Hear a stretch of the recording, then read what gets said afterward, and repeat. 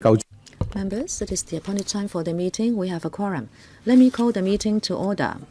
I'd like to remind members that this is room 1. Please take your own seat. Item 1.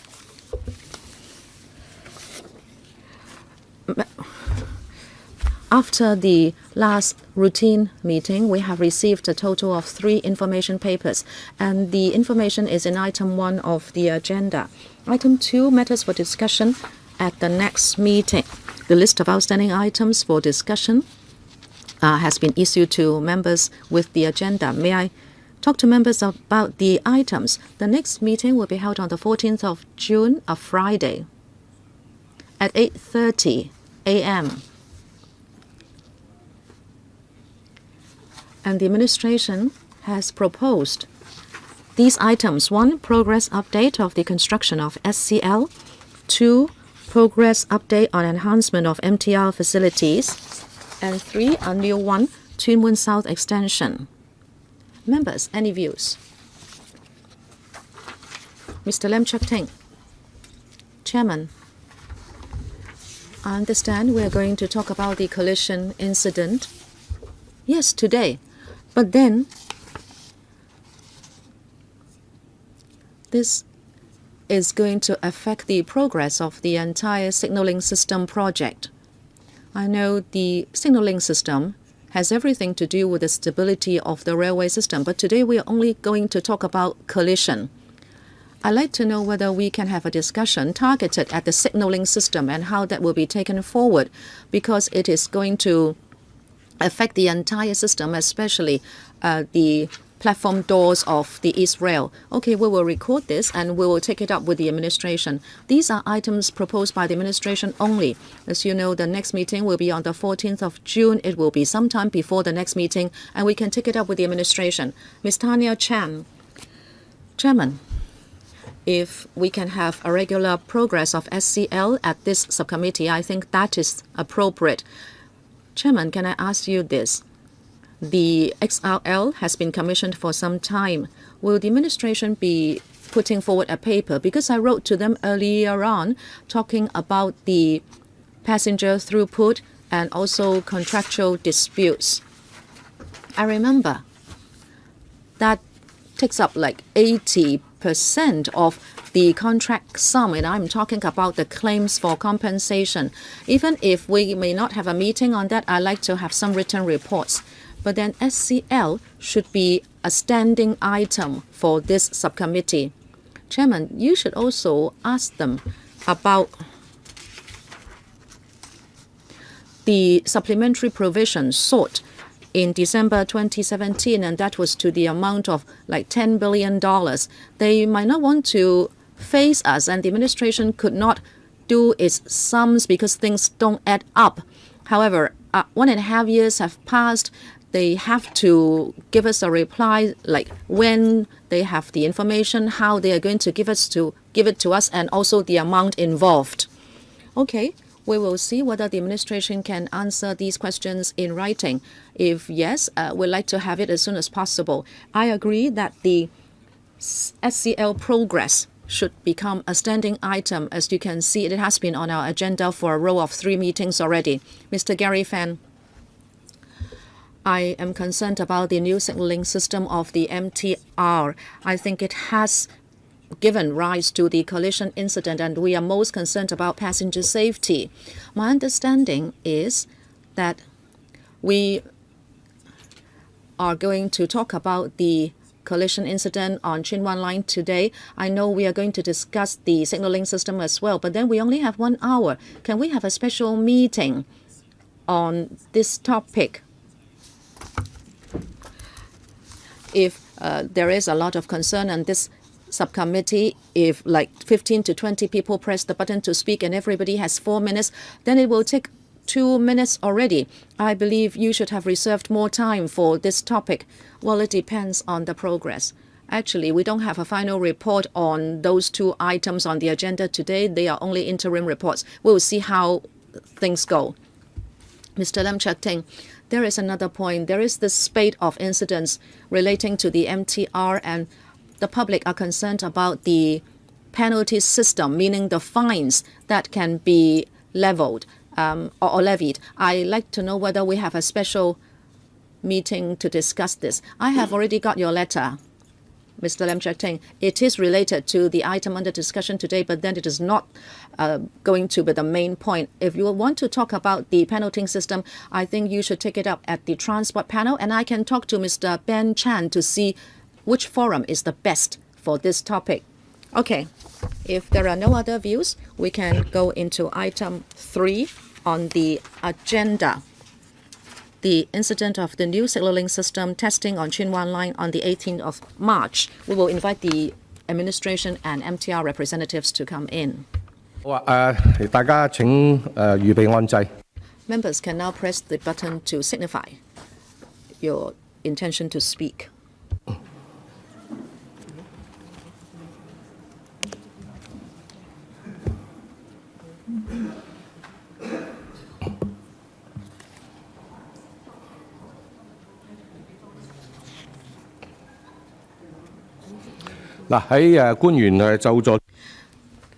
While the officials take their seats, I'd like to remind members that if you like to move any motion relating to the 2 items under discussion today, please do so as early as possible so that we can reserve the time to process them. And according to ROP 83A, if members have direct or indirect pecuniary interest relating to the items under discussion today, please disclose the nature of such interest before you speak. I'd like to thank the Secretary and your team, including the MTR representatives, for attending the meeting today. I believe you will give us a briefing. Well, yes, I will say a few words first. Chairman, members. Like members, the SARG is very concerned about the testing of new signaling system during non-traffic hours and the collision of trains near the central station. The MTRCL has been in operation for 40 years. It has a very good safety record, and no such collision has ever happened. The MTR is duty-bound to explain the incident, and the SARG has already asked the MTRCL to do a thorough investigation, and the MTR has set up the investigation panel, including overseas experts, in order to get to the bottom of the incident. They expect to be able to complete a final report within 3 months. The EMSD is the statutory department monitoring our railway systems. It will conduct its own professional and independent study so that we can know the root cause of the incident. Here, I'd like to reiterate 2 points. Number 1, signaling systems used on our railways are completely segregated from this new signaling system being tested. The new signaling system will not affect the existing signaling systems. The EMSD has asked the MTR to sample check the existing systems, including the interlocking system and also the auto fail-safe systems, in order to safeguard safety. For the sake of caution, the MTRCL has already suspended all signaling tests for now until the root cause of this incident has been exposed and rectifications made. Only by then will the administration allow the MTR to conduct signaling tests in non-traffic hours. In the future, the new signaling system must be put through thorough tests, and there should be independent assessment and vetting by the EMSD before it can be put into service. And also, because of the incident, there was 2-day suspension of train services between the Central and Admiralty Station on Chin Wan Line, and the MTR must take the responsibility and will be fined according to the fare adjustment mechanism. I believe the MTR will be making arrangements in order to apologize to the public. Mr. A.D. Lau will be making a report to members in a moment.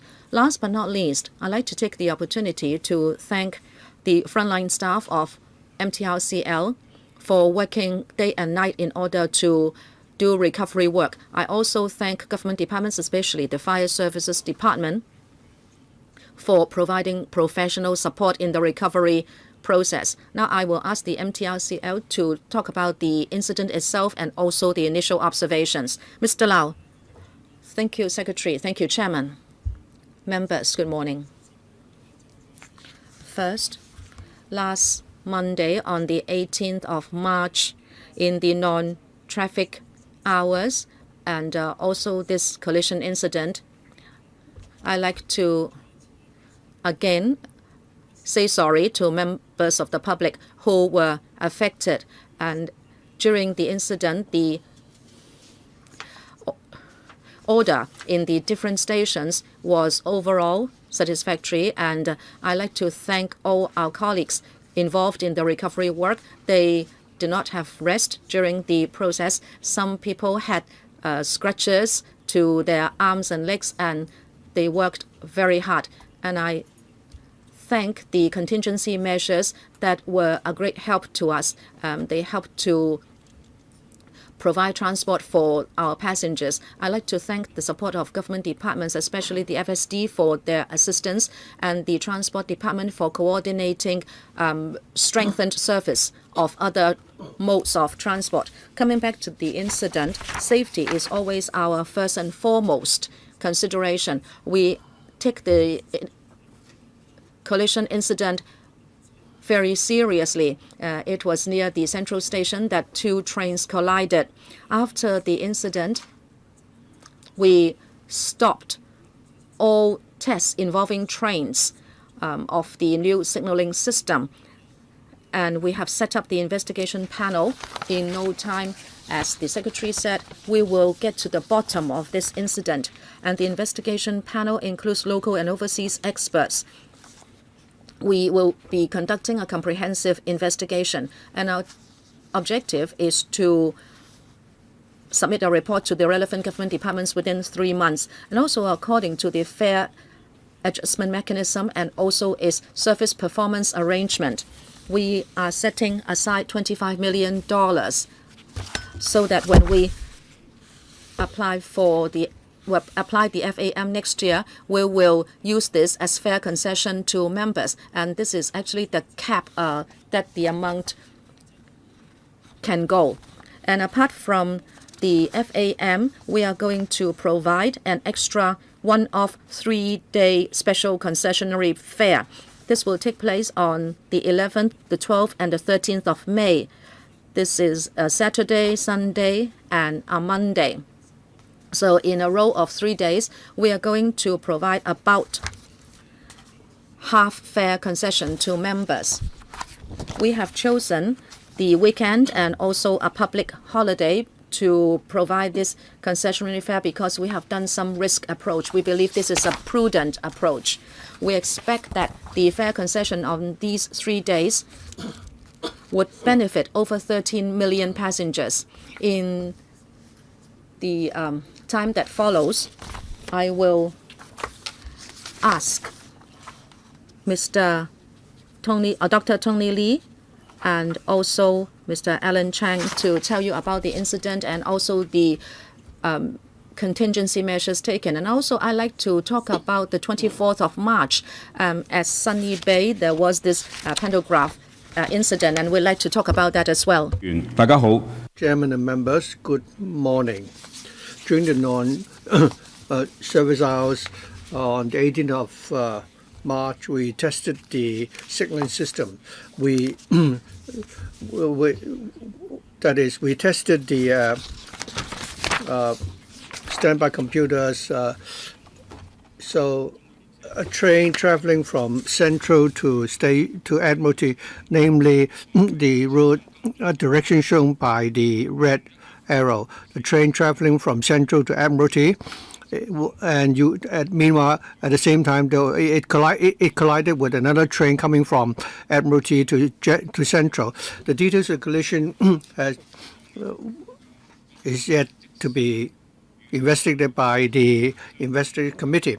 The MTRC immediately after the incident called an emergency meeting with the contractor Alstom, and the contractor also collected the data for analysis, and they also simulated the incident in the lab in Canada. I'd like to add that starting from the end of 2016, during non-train hours along the Jinwan line, we already started to test out the new signaling system. We started out with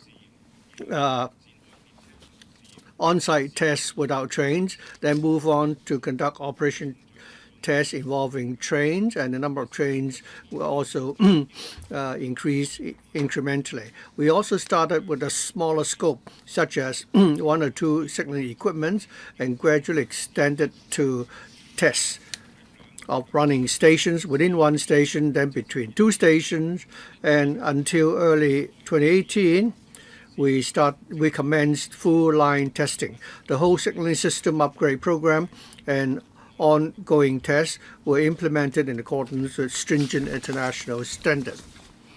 Next, I would like to talk about the challenges and difficulties of the recovery work after the incident. We deployed 120 staff for the recovery operations.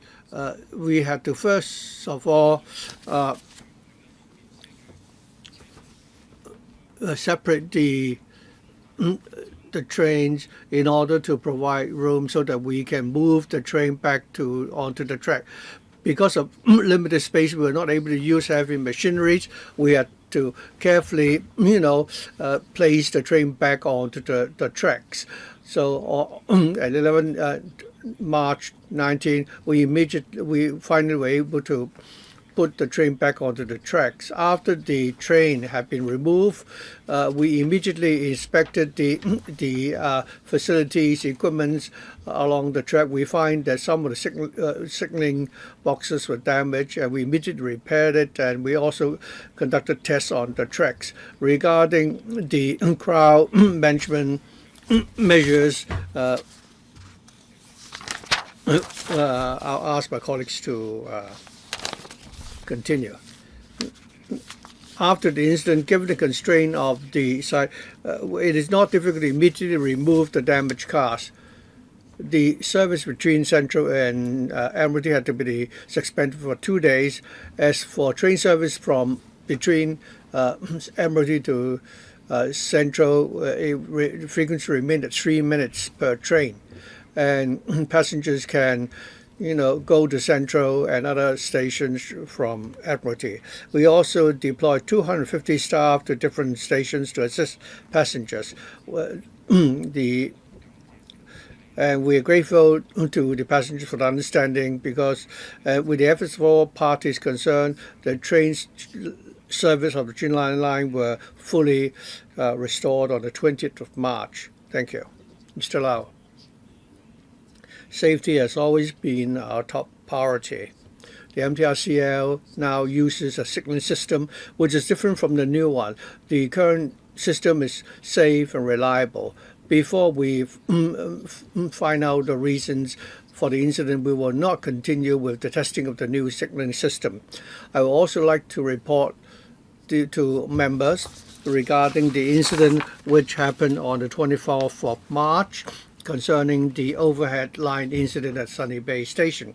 It was around the time of the last train. The power supply system was affected between Tung Chung and Sunny Bay, and service was only restored to normal at 10 a.m. Initial investigation found that the overhead power lines, some of the components were loosened, and the pantograph was affected, and as a result the overhead power lines were affected. So the damaged overhead, sorry, Mr. Lam Chek-ting. I thought the agenda today is about the collision incident, but Mr. Lau is talking about another incident. Are we discussing both incidents today, or shouldn't we convene another meeting to discuss the other incident? Yes, I'm also aware of that, but I think the public is also concerned about this incident involving the AEL. Thank you. I'll be very brief. The the parts of the damaged overhead lines were sent to the labs for investigation. Also, through different channels, we communicate with the passengers and inform them of the latest train information. 100 additional staff were deployed to the stations to assist passengers. We also deployed 70 free shuttle buses and more than 350, buses were deployed. And we're grateful for the cooperation of the passengers. In the light of this incident, we have allocated $10 million, which will be used for fare concession next year. Thank you. Thank you. Members, we have a total of 15 members who have pressed the buttons. If we allow 3 minutes each for every member, we will be able to just make it. But I think that it wouldn't be enough. So I'm going to allow each member 4 minutes each. So let's, exercise, stringent time management. Originally, this meeting will be followed by the ESC meeting, but I understand that there have been some, changes. So anyway, members will each have 4 minutes, and we may not be able to have a second round. I'll begin with myself with a few technical questions. Okay, will the clerk read out the order? Kong Chun-yun, Michael Tin, Chang Chung-tai, Lau Kwok-fan, Jeremy Tam, Gary Fan, Tanya Chen, Chen Man-pan, Lam Cheuk-ting, Lo Wai-kwok, Poon Siu-ping, LUK Chung-hung, Hon LUK Chung-hung, Leung Chi-chung, and Priscilla Leung. I'll be very brief. I'd like to ask 4 technical questions. Now, during the test, you will first test the main system, and then you will try out the backup system, and then you move on to the backup system or the standby system. The incident only happened when you tested the third system. Normally, a signal system will only have 2 computer systems. Why is it that you have 3? When you move from the main to the standby incident, nothing went wrong. Why is it that when you move on to the backup computer, the incident happened? And after the incident, the Canadian contractor immediately were able to identify the problem in their simulation test. If they could so easily identify the defect, why did this incident happen in the first place? And thirdly, when the MTRC conducted the test, have they envisaged all the possible scenarios beforehand? Mr. Lau. Thank you, Chairman. The Chairman was right. For a typical signal system, there will be a main and a standby computer. The MTRCL, through the replacement of the signaling system, we have tried to find out how we can further enhance the system in order to better serve our customers. We found out that other than having a main computer and a standby computer, if we could also install a backup computer, we would be able to further enhance the reliability and efficiency of the system. I think members will understand that our trains carry a large number of passengers, so our network has a very large, capacity. But in the contract, we have stipulated clearly that for the new system, be it the main, standby, or even the backup computers, the technical specifications and the safety requirements should be consistent. Namely, all of them would need to be safe. And that was our direction. The Chairman also asked why, when we migrated from the main to the standby and to the backup computers, the incident, took place on the day in question. And this is exactly what the investigation panel, comprising local and overseas experts, will need to conduct a thorough investigation to find out.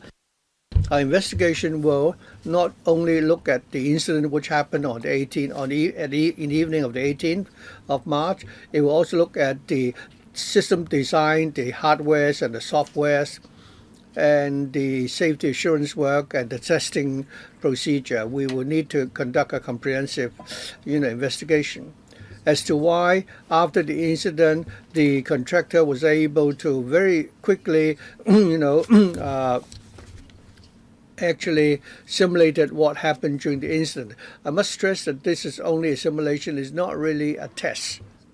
I say, Dr. Lee already told members that since 2016 we have been progressively conducting such tests, and beginning 2018 we had been conducting such tests throughout our entire network.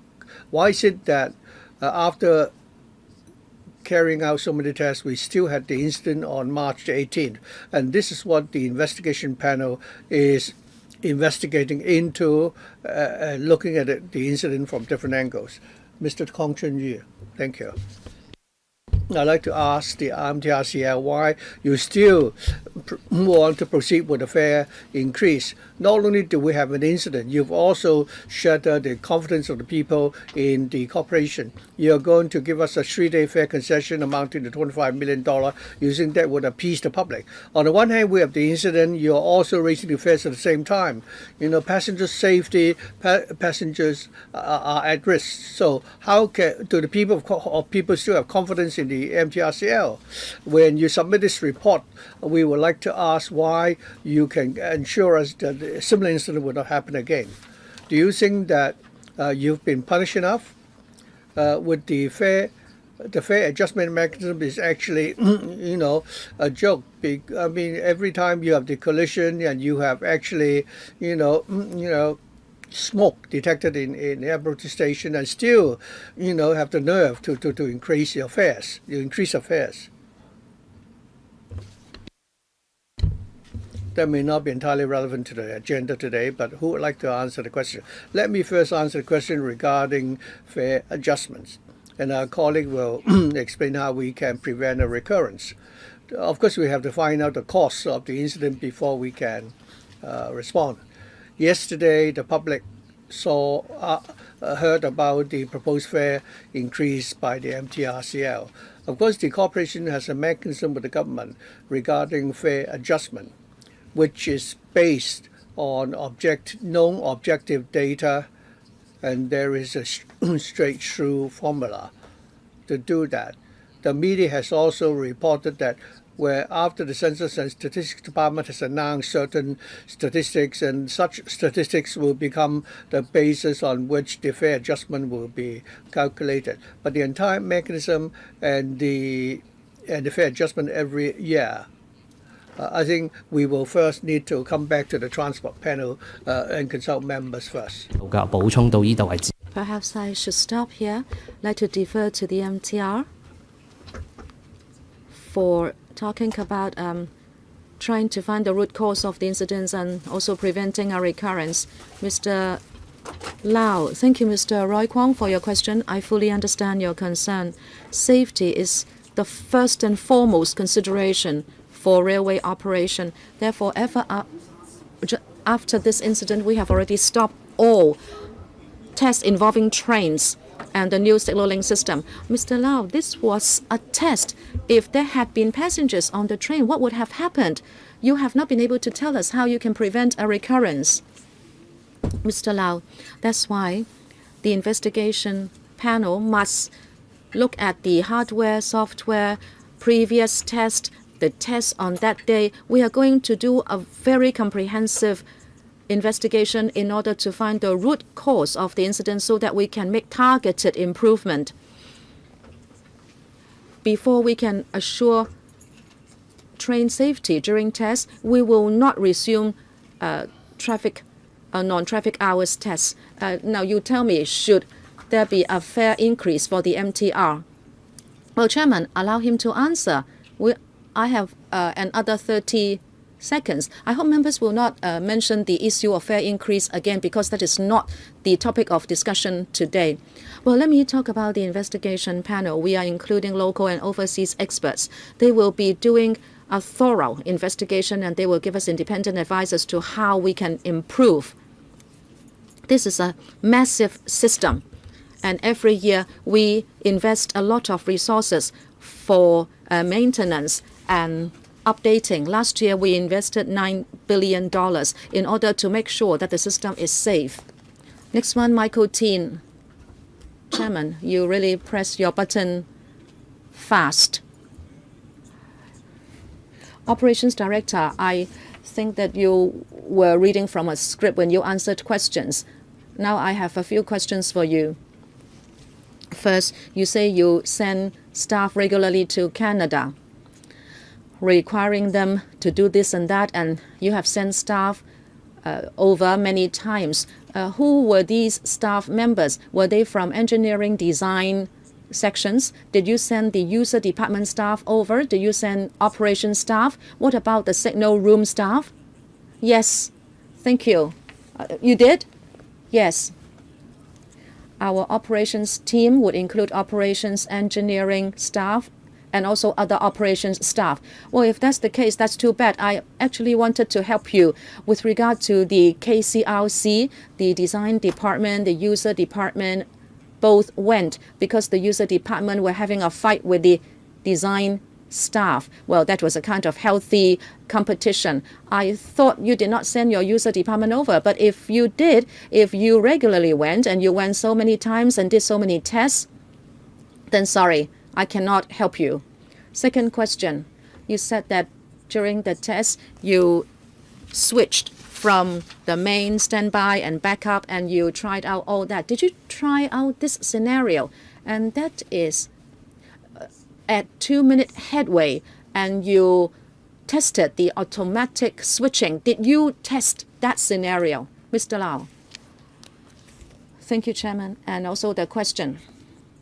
First, I'd like to respond to another point made by Mr. Michael Teen. He said that we were sending staff regularly over to the Canadian contractor.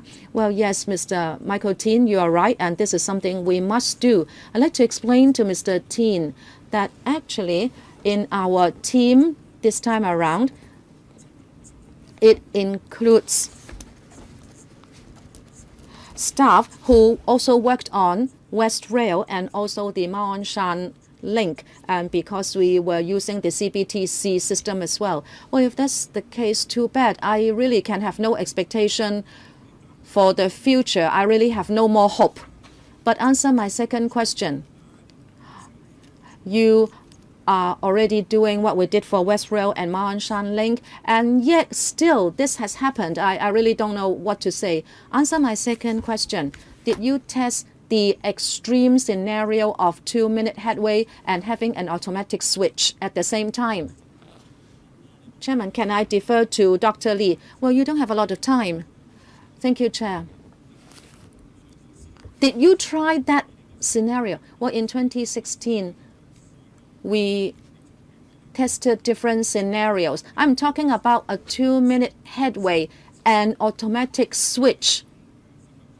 We need to have an in-depth investigation. I hope you will look at it. I'm sure you have left out that scenario, and that is why you have this collision incident. It's okay if you don't have an answer for me too. Today you are telling the entire Hong Kong that the safety interlocking system failed. It's just like saying the Pope is Catholic. Of course we know it, but then we want to know why it failed. And I'm sure you need time to write your final report. But to be frank, can Hong Kong be a trailblazer in terms of railway operation for the world? Should we not go by the a la carte operation, but we are asking for special treatment? I think you have to think about that again. Dr. Cheng Chung Tai, Chairman, This is a collision of two trains, and it was fortunate that there were no passengers. Just imagine this had happened during peak hours using the new signaling system. The MTR and the administration are thinking of providing concessions to the public, making the public think that you are penalizing the MTR. According to the service performance arrangement, you have a cap for giving concession to the public, and also you are providing a one-off 3-day half-fare concession. However, if you ask the public, they will say that they were at the mercy of the MTR all these years. They are not concerned what kind of goodies you may give them. They are concerned about safety. There are reinforcement bars at SCL, and we are questioning that. Why is it that we have such sloppy work done in Hong Kong engineering projects? And now the MTR has been with us for 40 years, and now we see a collision incident on our MTR lines. Secretary, I think you awoke from your dreams that morning, right? You had not thought that this was possible. So we will be asking this question. I think years ago there was a near collision, and the MTR said that you reiterated that you had a safety interlocking system, and that when two trains were very close to one another, they will automatically stop. And in the new signaling system, there is also this safety interlocking system. Why did it fail? In what scenario did it fail? Many people might say that you were trying to increase the frequency of trains, and so you lowered or you adjusted your safety parameters. With regard to the automatic safety system, do you have any initial replies for us? Mr. Lau or Dr. Lee? Thank you, Chair. And Dr. Chang, I will reiterate here that safety is our first and foremost consideration in replacing our system, and also the design of the system. Those are our priority considerations. That is why starting from 2018, we put the system to test on the entire line. It was generally very smooth, but then this incident happened, and I agree with you that this is unacceptable. That is why we have asked our contractor to do a thorough investigation and submit a report to our investigation panel. So the panel will look at that information and our internal information and do a comprehensive investigation. Are you telling us that even the MTR doesn't know why the interlocking system totally failed in this incident? Is that what you are telling me, Mr. Lau? Well, this is exactly why we had to set up an investigation panel involving local and overseas experts, because we want to find out the cause of that failure. No, Chairman, this is unacceptable. You are the main stakeholder. You must let us know what happened. You must not be talking about this as if you were someone else. Mr. Frederick Ma also spoke to the media as if he was a third party. And then in February, you told us that there were like 10,000 tests already of this new signaling system on Chin Wan Line. You did not tell us even about any minor incident. Did you hide anything from us in your last report? Mr. Lau, did you hide any previous collision from us? No, I'm not talking about collision. I'm talking about the new signaling system that was put to the test for 10,000 times. And that figure was in your PowerPoint. What did you see in those tests? Sorry, your time is up, Mr. Edward Lau. Thank you, Chair. Last time there was a breakdown of 4 lines. Now there is this collision, and one incident is more serious than the other. You are replacing the signaling systems, we know. But then both incidents happened within a year. The public are rightly concerned as to whether the new system is safe and reliable. I'd like to ask the government and the MTR, is the new system reliable?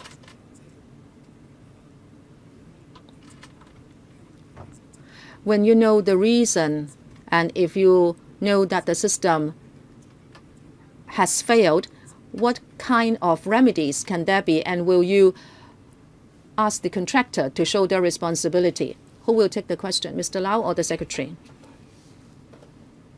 Chairman, allow me to say this. You are concerned about railway safety. And in anything that has to do with safety, there is this concept, and that is at any time, in any block, there should only be one train. Whether it is the existing system or the new system, that principle remains. Of course, we know that this incident happened, and now the government and the MTR are doing in-depth investigation. Before we know the facts, we don't want to make any speculation. After the investigation is over, we will come back and give a thorough account to the Council. And I can guarantee to members that in the present system, well, it has been functioning well throughout the years. But after the incident, we have checked the existing system, and we have confirmed that the existing system is safe. Now, before we know the cause of the incident and before we can improve it, we will not conduct any more tests. And the EMSD's independent investigation also be completed before there could be the resumption of tests. And we have international standards with regard to tests being conducted, and all tests will be conducted according to that international standard. With all these arrangements, we are confident that when the new system comes into operation, we can guarantee safety. But what is important now is we need to know the cause of the incident. After testing so many scenarios already, why is it that at that time there were two trains in the same block? And this is what we are looking into. No, I was asking you, if indeed the system is found to be problematic, would you ask the contractor to show their responsibility, because you spent $3.3 billion for signaling system change on 7 lines? Well, we will, of course, hold people responsible if indeed we have found that the responsibility should fall on them. The thing is, what is the role of the EMSD in this incident? If the EMSD is going to be the final gatekeeper, then what is the role of the EMSD in this incident? Secretary. Thank you, Chair. In the entire process, the EMSD has been vetting and approving testing arrangements according to the international standard I mentioned. And also it did on-site observation and also did sample check throughout the process. So the testing procedures of the MTR also include an independent safety assessor, and it has to have safety certificate before it can test different procedures. I'd like to ask Dr. Tony Lee a question. Before this incident of the train collision, before you took delivery of the system, did you carry out any test on site? That is, for the contractor, did they conduct any simulation tests which resulted in such a scenario? Thank you. In the past, we have conducted many simulation tests, and also we work on different scenarios with the help of the computer. We also perform many on-site tests. So we've not encountered any incident like what happened on March 18. What we are now doing is that despite all the tests that we've carried out, why did we still have the incident at the scene in question on March 18? It involves the question of the design of the system. I don't think you should read from your script. I don't think you've answered my question. That is, before the incident happened, have you tested, or have you simulated such a scenario? I think we will need to look into that in detail and wait for the experts. Don't talk about the experts. That's something you need to do in the future. I'm talking about what happened before. That is, before you took delivery of the signaling system. Did you ask the contractor to carry out tests in the scenario like what happened during the incident this time? I think in each and every scenario, the contractor will have to follow our contract specifications. Or is there such a requirement in your contract? I must stipulate that we haven't yet taken delivery of the system. We're still performing the tests. Is it in your specifications that the contractor would need to cater for such a scenario? Of course, in the contract we stipulate clearly, okay, thank you. So you have this requirement. Does that mean that before you perform on-site test, you had already performed such simulations? We had performed similar tests and simulation. Was it in relation to such a scenario? Yeah, we had conducted a similar inspection in respect of that kind of scenario, and nothing went wrong, right? So then, how can you explain this? That is, there was no problem when you performed the simulation, but now that we have the incident and they performed the simulation test and found out that actually there would be a collision. So the protection system failed on the day in question, and we have to wait for the experts to really look into that. I hope you will bear with us and wait for the experts to come up with the findings. So before you did your tests, you had already simulated the scenario, in question. And this is also a requirement in the contract, right? Thank you. Thank you, Mr. Tam. I hope members understand that we have a main, a standby, and a backup computer. When you move from the main to the standby, I think you are wasting my time. I'm asking you a question regarding the backup computer. For in your backup computer, did you perform such type of simulation test? I was just going to answer your question, Mr. Tam. Whether it's the main, the standby, or the backup computer, we have actually run tests for all of them. Mr. Gary Fan, the MTRCL announced yesterday that it will raise its fares despite the incidents which have happened. The people from Hong Kong are very angry.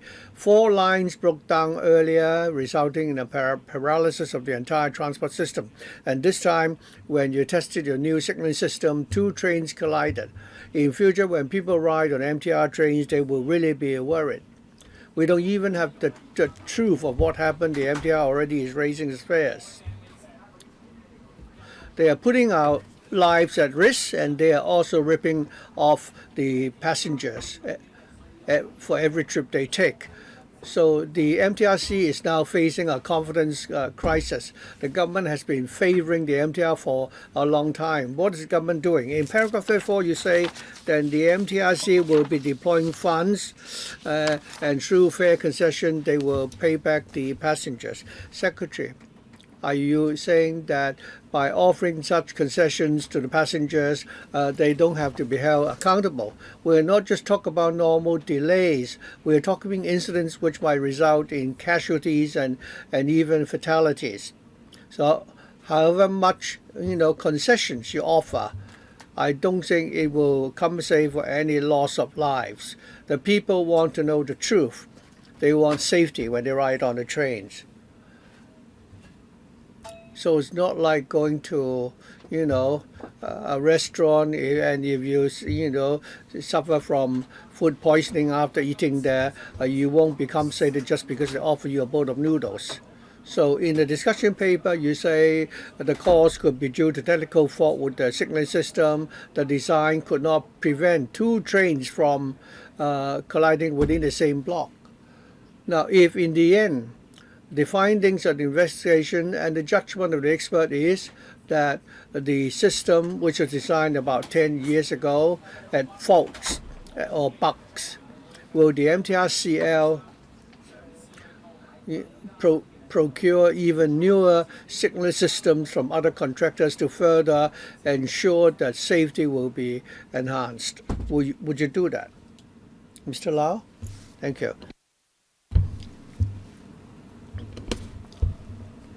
We really, attach a lot of importance to this point.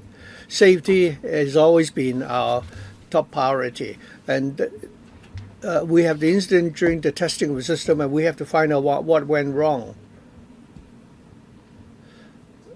I think it might be too early to say today. We will try to disclose the findings of the experts, and we will conduct a thorough analysis. Local and overseas experts will also come up with recommendations for improvement. Have you considered my suggestion?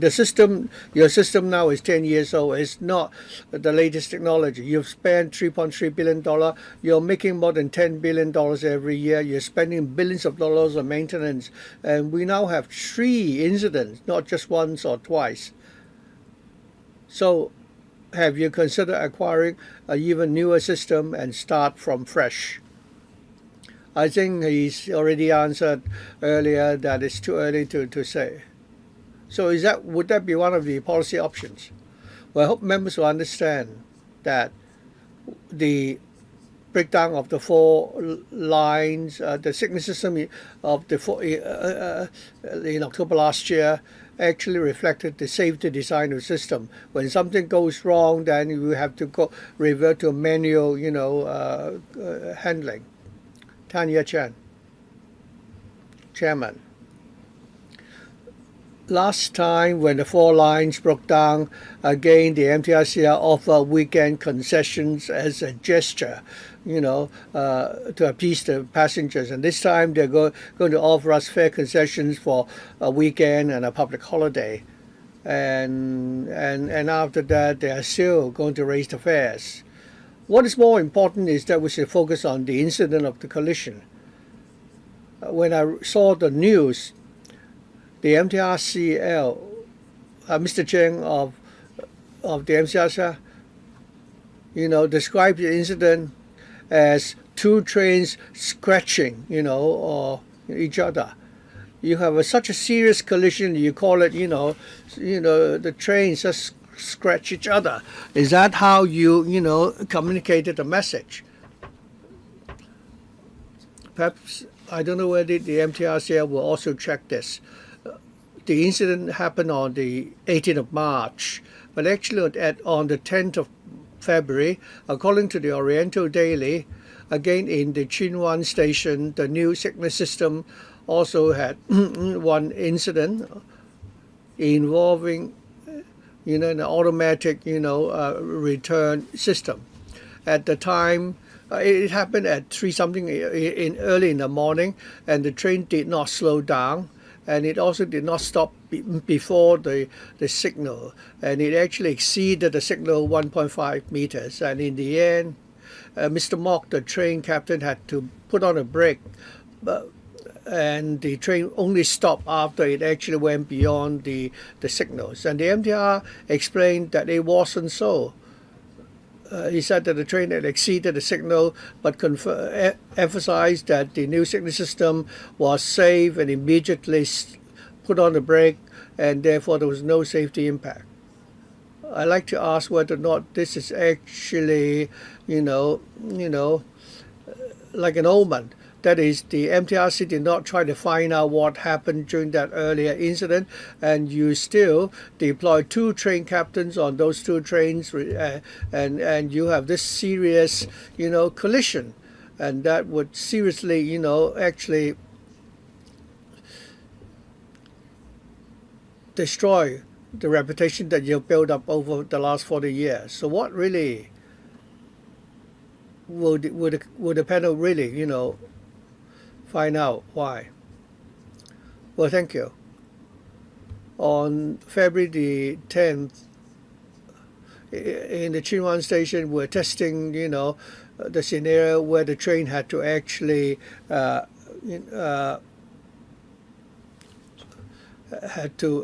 a U-turn when the train.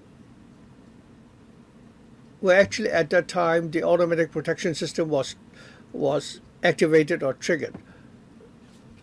Our overseas and local experts will definitely, do the level, look into everything, including the testing system. As the Secretary said, we will leave no stone unturned before we will resume the testing. Sorry, go on.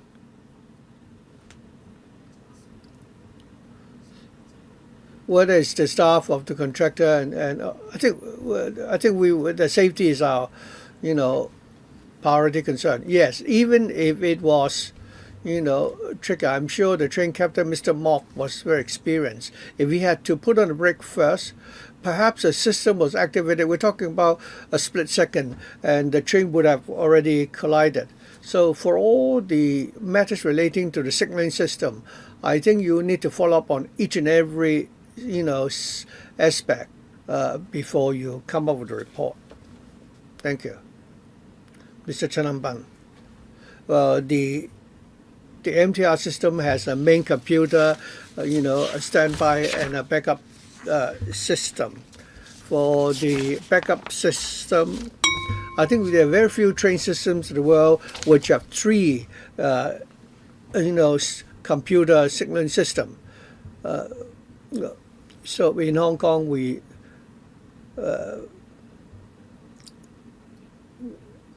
have three systems. The backup system is something new, and in order to install the backup system, we may need to try out many things which are new. And this time, I think the MTRC was towards the end of the testing, and it was fortunate that it happened at this late stage. But I don't know whether it has to do with the updating of the data or whether we had faults in the software design. So I think going forward, you must conduct a thorough investigation. Another, party here involved is TASI, whether it's going to cooperate. I like to say this to TELUS. I hope TELUS will fully cooperate with the corporation and to find out the reason for what happened and not, follow the example of Leighton. If TELUS doesn't cooperate, I'm sure it will not be able to actually, operate, in the global market. Well, this time the MTR frontline staff have been working very hard, and according to various reports, they have been working 48 hours around the clock in the rescue operation. Although everybody is now criticizing the MTRCL, but thanks to your dedicated staff. So I hope you will also, make a gesture to actually, commend your colleagues. Well, this also has a grave impact on passengers. As in the last incident where 4 lines actually broke down, you need to actually make a gesture. I would suggest that you will offer a 20% discount for a whole week for passengers. It will be better if you could make an even more generous offer. One more point. This happens between Admiralty and Central. At least in Admiralty, passengers could switch to the Island line to go to Central. But if this had happened on any other line, there would be no backup. So, Secretary, give this some consideration. In our railway system, we do not have alternatives or parallel lines. So our system is very fragile. When you further develop our railway system, you may want to learn from this incident, and you may need to think of providing parallel lines outside this present system so that passengers will not be totally displaced when there is an incident on a certain line. You must consider this. Who will take those points? And many of them are recommendations, but then I think the last one was a question, and that is whether you would consider providing diversion if anything should happen on a particular line. Thank you, Chair. Thank you, Mr. Chan, for your recommendation.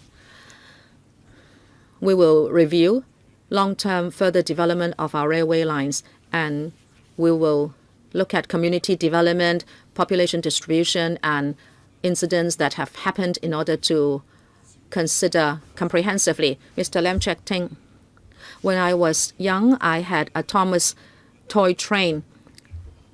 I mean, when my son was small, and then I was telling him that if a train was approaching on a particular track, the other train must stop or else there would be a collision. And then I would never imagine that this has happened in our real world. Just now, the MTR staff said that captains would test the system, but then before that, different scenarios had been put to the test. And they said that a similar scenario of this incident had also been tested and no problems were identified. Mr. Lau also said, after this incident, the signaling system contractor did a laboratory simulation, and the same problem was found. Now, but that was a rerun of the incident. It was not a test. My first question is, before you ask captains to be involved in these tests, you would have done all the simulation tests. Apart from the contractor, is it that MTR staff also took part in those simulation tests? Mr. Lau. Thank you, Chair. Thank you. Member. As Dr. Lee was explaining, there were different stages of testing, and our staff took part in all those stages. Okay, so your staff was involved throughout. Okay, thank you. I have a second question. If your staff were involved throughout the tests, then why is it that no problems were identified? Now you are telling us that after the incident, the laboratory simulation by the contractor found the same problem, but then the problem was not identified during your many tests. I find this incomprehensible. There was a very serious system failure. Mr. Lau, this is exactly what the investigation panel would have to find out. They are looking into different directions. But let me reiterate one point. Whether it's the hardware, software, or the system that the contractor gave us, before we have on-site train tests, they must have met the safety requirements. But now it's obvious that the requirements are not met. Let me ask you my final question. You have done so many tests, and yet you did not identify any problems, and it was only after the collision incident, and then there was a rerun of the incident in the lab, and then you found there was the same problem. And if in the future you will tell us that the system is rectified and there are no more problems, and then you conduct even more tests, but then in the end, you cannot rule out that another collision when you actually put the system to an on-site test involving people. How can you assure us that this will not happen? Mr. Lau, as I said, the problem identified is not acceptable, as I said. That is why the investigation panel, including local and overseas experts, is here to suggest improvements. And we have to make sure that the contractor will meet all safety requirements. Okay, thank you. You said that your staff were involved throughout the tests done by the contractor, meaning the contractor did not do a good job and your MTR staff did not do a good job monitoring the contractor, and then you subjected your staff, meaning captains, to safety risks. Dr. Low Wai Kwok, railway safety is important, of course, and the basic code for railway safety is 100% collision free. That is something you must ensure. That is why there is huge concern amongst the public about this incident, and they have lost confidence. I think this is understandable. I believe the MTR will feel that this is a responsibility they must bear. Actually, the new system is theoretically the same as the old system, meaning when trains are in a block, that block must be closed off for any other train. Whether it is the new or the old system, the same theory applies. And I heard explanations saying that the new system uses the latest web technology. If there is a train nearby, there will be an immediate signal sent to the system so that it can do precise calculations. The new system would mean that there will be better efficiency. Even if you have the same tracks, same trains, same platforms, the new system will allow you to have a greater frequency. And also between trains, there can be a shorter distance, and this is the advantage of the new system. Now we have identified a problem with the new system. Will this happen with the existing system? That is the question the public have been asking. They are concerned that this is not just about the new system tests. They are worried about the existing system and whether they can rely on your track record for safety. They want you to ensure that in terms of the system and the signaling system, there is 100% safety, and including some trains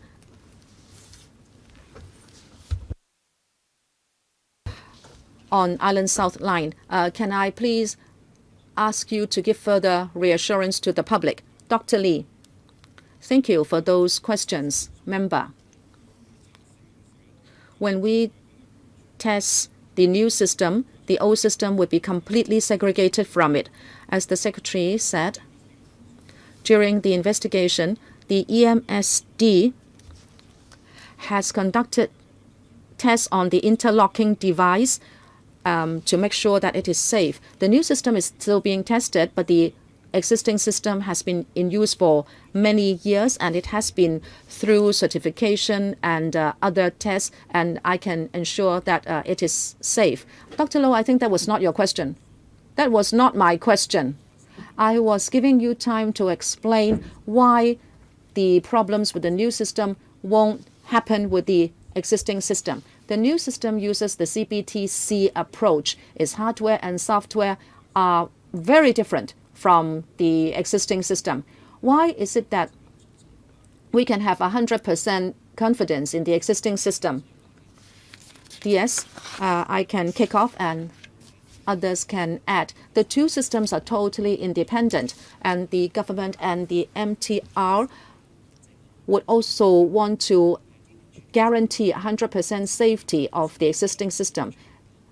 And the EMSD, as the Secretary said, has sample tested all the interlocking operation. And now, because of the incident, we are going to do 100% check to make sure that the problem with the new system won't happen with the old system. Ms. Claudia Mo, sorry, we have drawn a line, and I have already said that at the beginning of the meeting.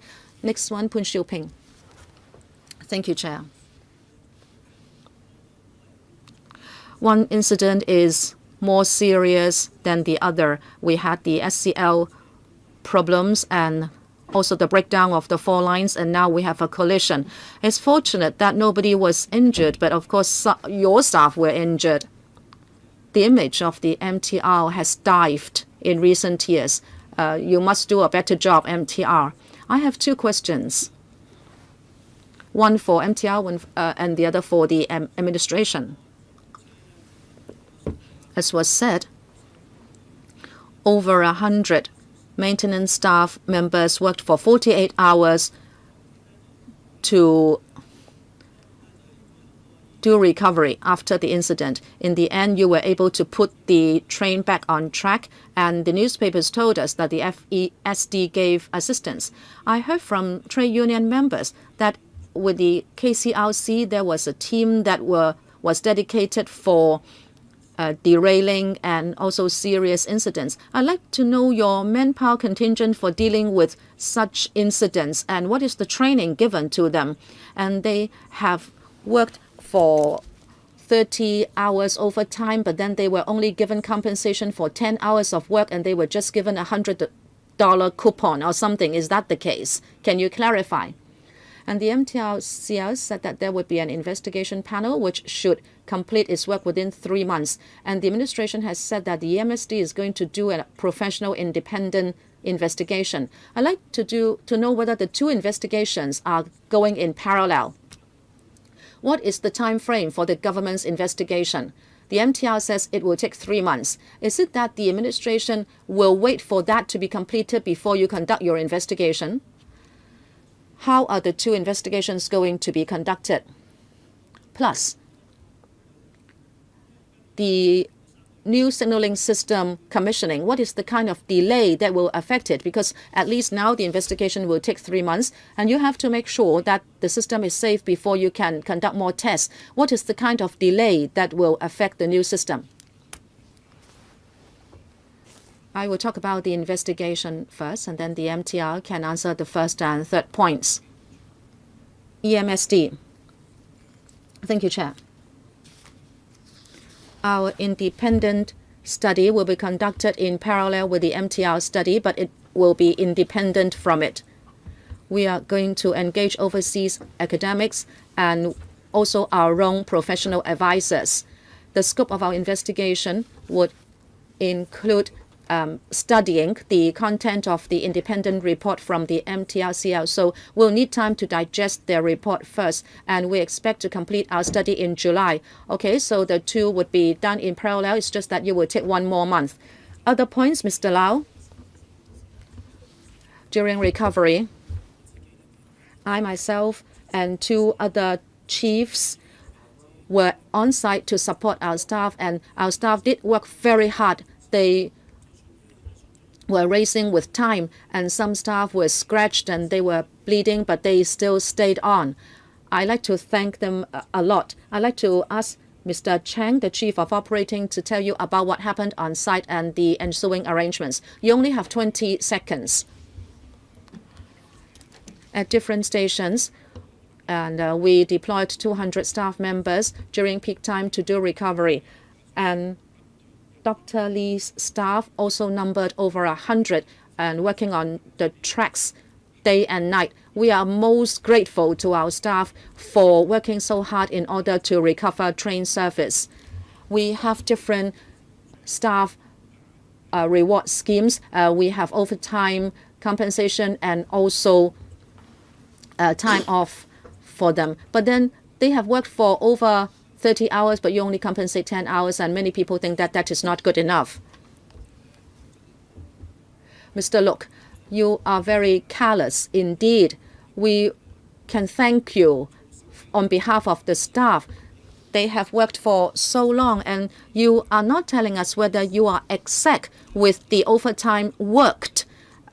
And especially the middle-ranking people are trying to compress the OT hours because they suffer pressure from the high-ranking officials. This is exploitation and unacceptable.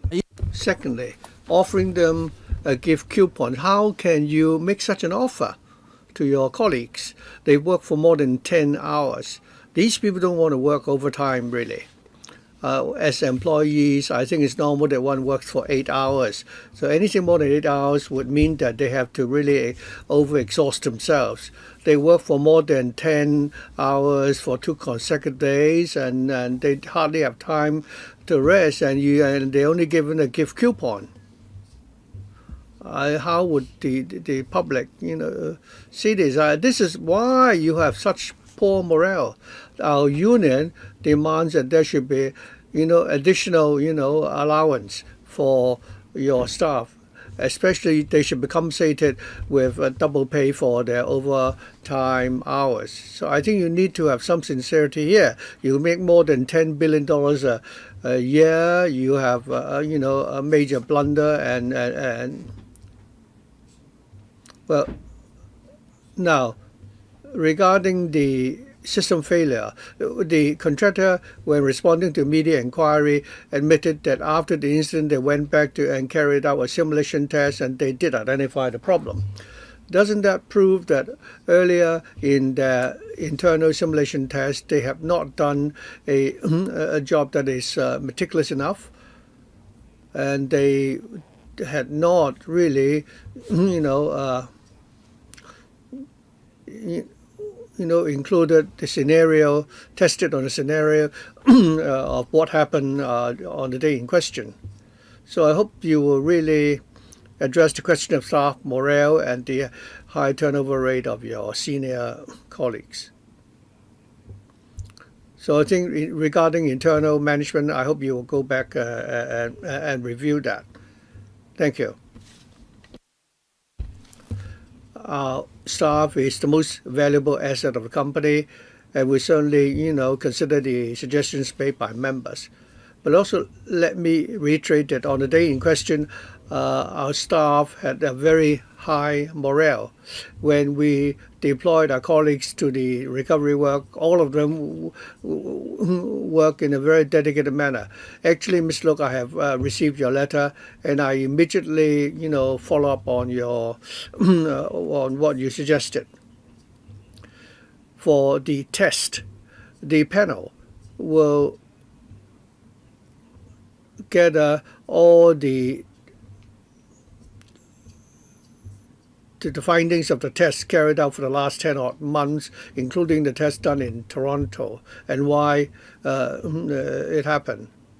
You're right. It's too early to make a judgment today. If the findings of the investigation, if the investigation come up with any findings, we'll certainly follow up. And we will hold the contractor accountable. But meanwhile, we will wait for the recommendations of the experts, and then we will come up with the improvements. The contractor has to participate and fully cooperate. Don't tell us that your staff had very high morale. I think there's a lot of grievances. I mean, they don't. I think you have a problem of morale. Don't say that they have very high morale. Mr. LUK Chung-hung. Thank you. For the MTR staff, according to my observation, they've actually made a great effort. They really work very hard, and I think they should be commended for that. Mr. LUK Chung-hung and Mr. Hon said that the gesture you offer them is far from enough. But anyway, your staff had really done the level best during the recovery operation. Something has gone wrong with your new system. Of course, the government is very concerned, including the MSD. You have now set up your own investigation. But in your system, Mr. Secretary,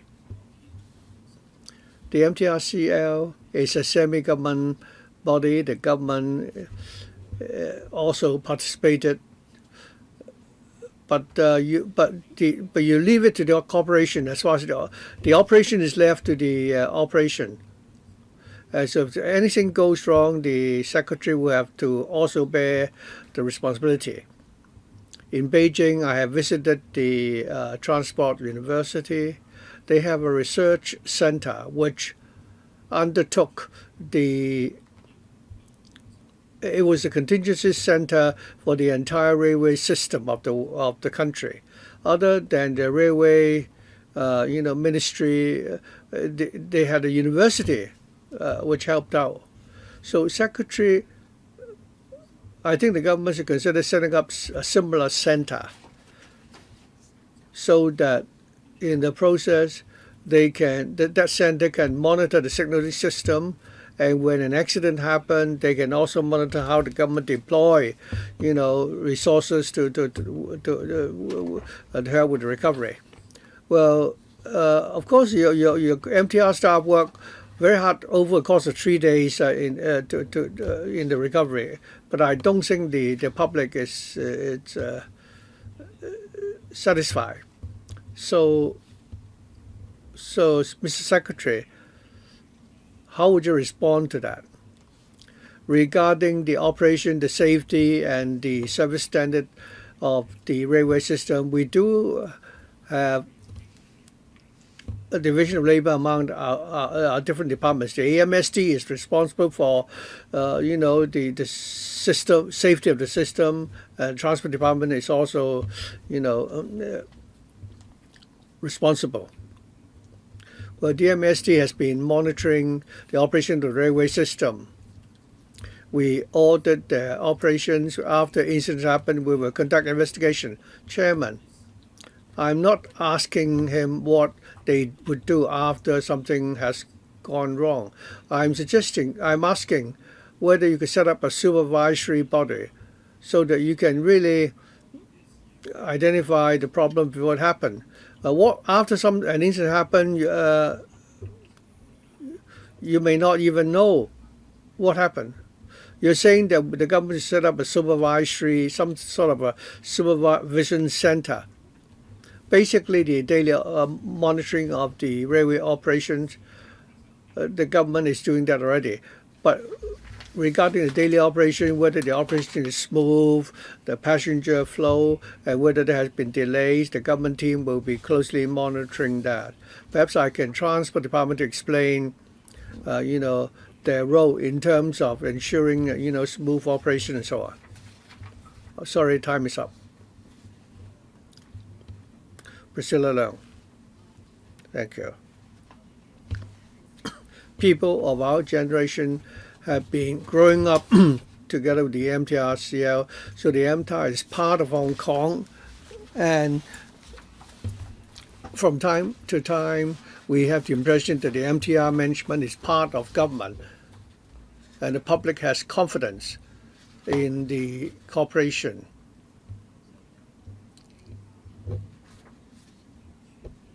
We have this year a series of incidents which happened, and the MTRCL has to look at it from the commercial, or we look at things not only from commercial or the government's perspective, but also from the public's perspective.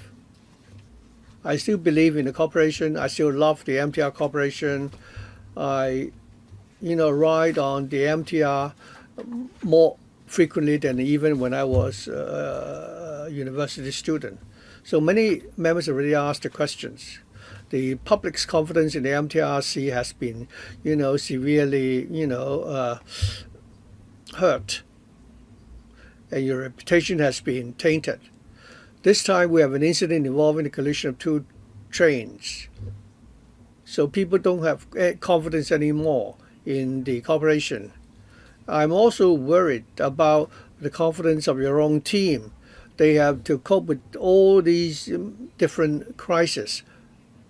So I'd like to ask whether your team is now ready, after they have been, regrouped. Basically, we still trust the system, except that you cannot improve it. I think we're still using the current system.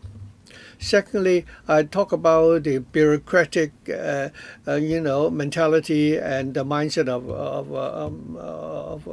of an engineer. Now,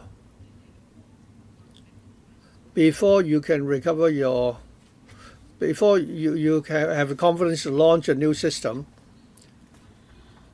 at this time, you're offering fare concessions to the passengers. At the same time, you are raising your fares. I think the department in charge of this is really not being very smart. The MTR now has a confidence crisis. This is not the best of times to raise your fares. I'm not blaming you for saying that, but you're just being too mechanical.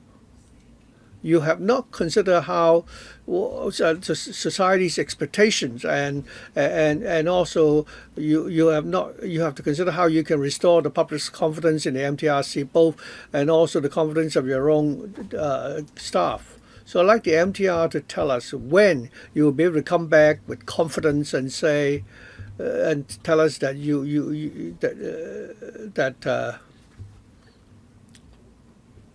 have regained your confidence. Who would like to answer the question first? Secretary. Thank you, Ms. Lau.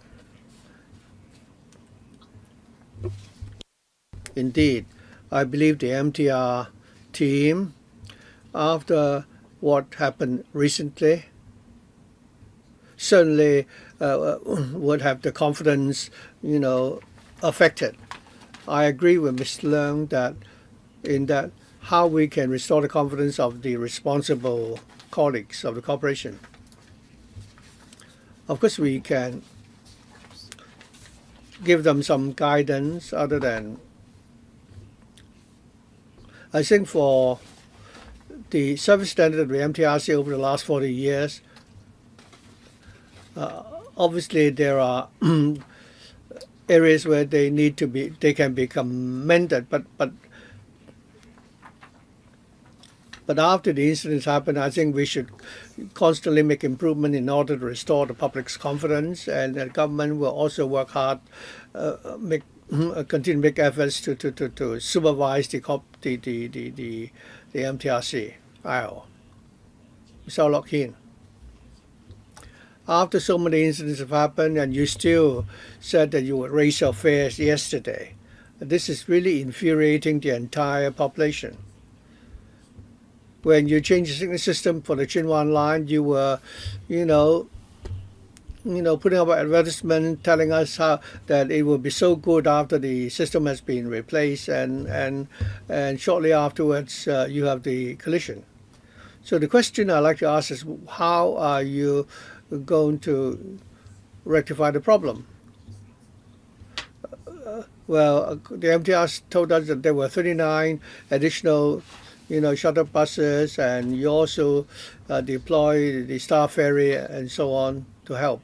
So I'd like to clarify whether this is in respect of 2 days or only the first day when the incident happened. TD, I think the situation was different every day. You can interpret it to be the morning and the afternoon on the day in question. We had actually arranged with the bus and ferry companies to come up with the resources to help. So it was the figures for the morning. So if we were only in respect of the morning in question, then it's all right. But if it were for the whole. If it were for 2 days, it would be far from enough. There were 6 Star Ferry trips, so deploying other modes of transport to help out is something that of course should be done. I also would understand these public transport operations. They don't have this obligation to actually clean up the mess for the MTR. I'd like to know who will pay for the expenses incurred. Did the operators have to pay for the additional, expenses incurred because they have to come to the rescue? Say six ferries, for example. We saw that there were many people queuing up to board the ferries on the day in question. So my question is about the expenses incurred, and also whether you review the frequency of those backup transport services. Mr. Wong, the Emergency Transport Coordination Center does coordination, so the different modes of transport will help to assist one another when there is an incident. Now, of course, the passengers are paying for the public transport. That come to help when they provide enhanced services. As for Star Ferry, I was at the center at that time, and we were monitoring how passengers would like to take alternative transport. On the first day in the PM, there were more people queuing up for ferries, and we asked Star Ferry to provide more trips going to Central, and we also sent people to keep order at the pier. All in all, we don't want to see more incidents on the MTR. Compared to the last incident of 4 lines breaking down at the same time, the response has been better this time. It is not perfect, but it's better. Okay, your time is up. As you can see, 5 more members are in the queue, but I have already drawn the line. So the last member to speak would be UC Wing, and we have already overrun by half an hour. I cannot give the time to other members to ask questions. UC Wing, the last speaker on this one. The MTR has been in operation for 40 years. It has established a very good reputation. The public are very confident about safety on our trains. There is this collision incident, but I think the public still have confidence in you, even if that confidence is shaken. Now, how can you allow the public to gain back that confidence in you? I think it will depend a lot on the report.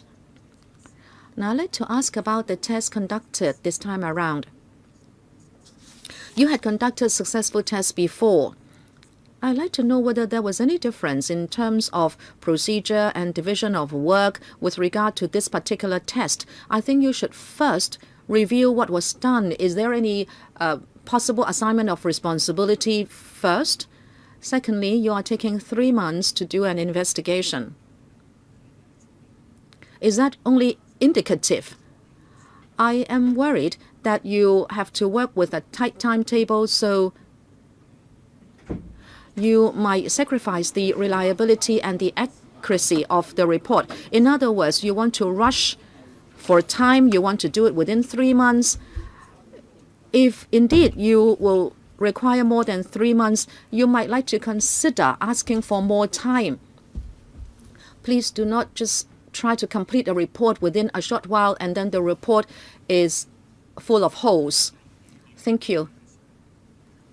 The 3-month timetable was proposed by the MTR after assessing the time needed for doing the investigation. From the angle of the administration, the important thing is to get to the root cause of the incident. When the EMSD conducts its independent investigation, it will also study the MTR report. If the incident cannot be fully explained, the MTR and the EMSD will have to continue to do in-depth investigation. So the 3-month period is an initial assessment. The important thing is to let facts speak. As for the division of labor and also responsibility for that particular test, I defer to Mr. Lau. Thank you. We thank the member for having confidence in MTR, and MTR staff will continue to do a good job. After talking about the investigation, I will defer to Dr. Lee to talk about division of labor. We have set up the investigation panel, including local and overseas experts. We will conduct a full and comprehensive investigation, including the few points mentioned by the member. We have talked to the investigation panel, and we hope to complete our report within 3 months. If there are unforeseen circumstances, we will ask for a lengthening of time. We will not rush to complete the report. Dr. Lee? We conducted the test together with the contractor. There is a tacit understanding between us in all previous tests, and at the investigation panel, we will allow them to understand how we share the work. Now, I'd like to ask about the procedures. Was this test different in any way from the procedures you have always adopted, or is it that you follow the basic procedures? Well, we follow the basic agreement we have reached with the contractor. So was it different this time in any way from previous tests? We have done it according to what we have always been doing. Okay, that's it for this item.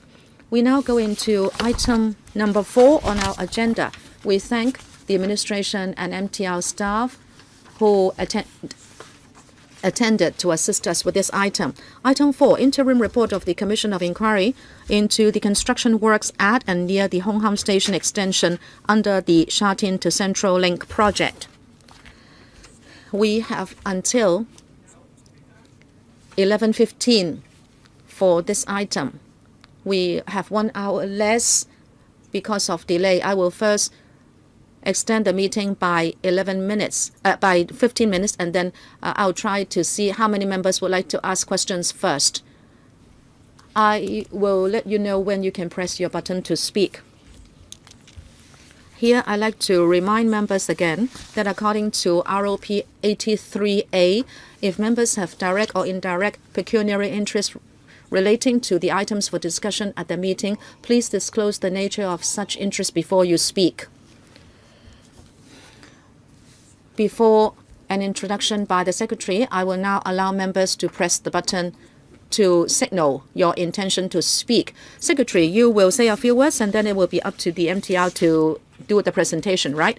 Yes, thank you, Chairman. Allow me to say a few words.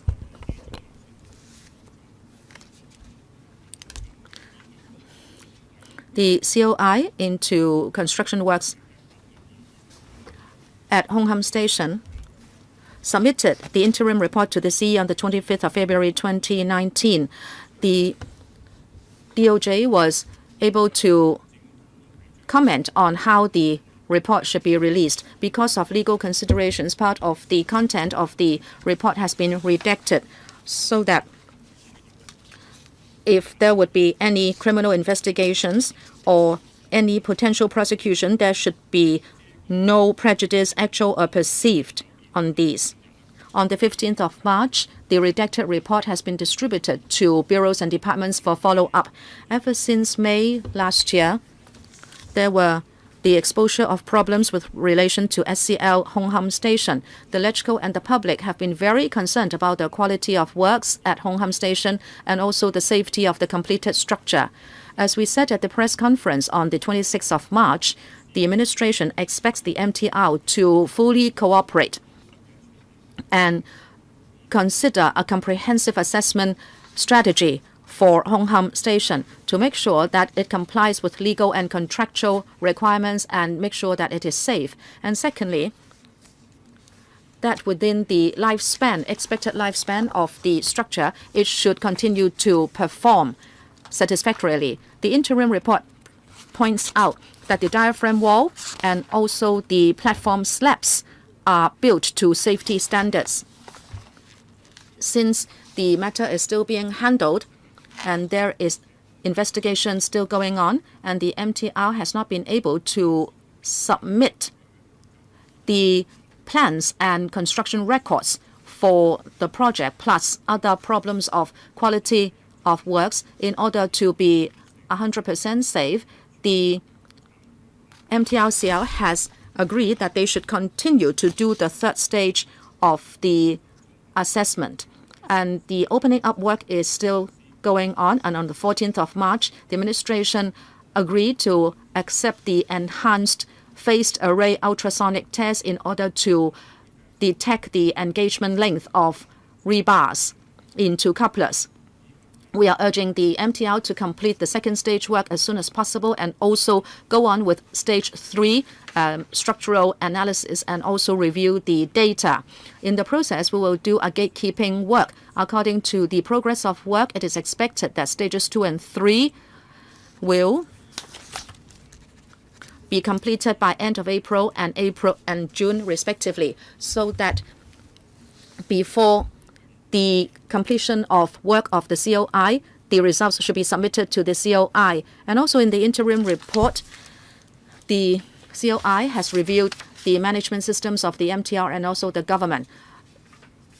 And they have proposed measures in order to enhance public safety. We will study the views of the COI on the government's monitoring system. we will do our very best in order to do follow-up and improvements.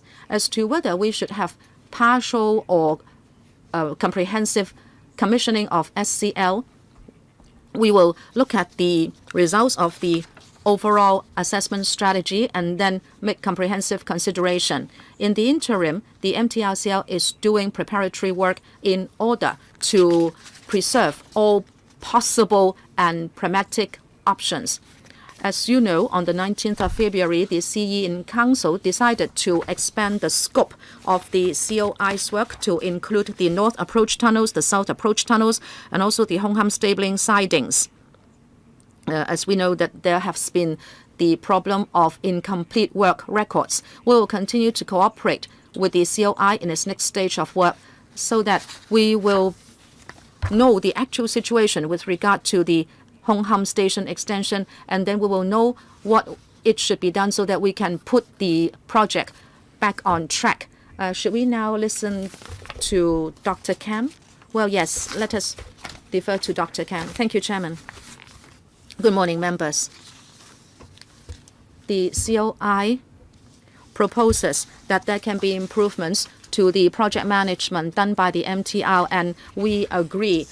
Let me tell you what is being done. Actually, the Capital Works Committee, together with our consultant, have submitted interim proposals to the Board of Directors, and we have accepted all the proposals, and we are going to improve project management accordingly. We will be taking short and medium-term measures, and there are also other long-term strategic recommendations that will be implemented. Let me now talk about the 6 areas where we will be working on. First, we will strengthen project management, including the project integrated management system and also quality assurance work.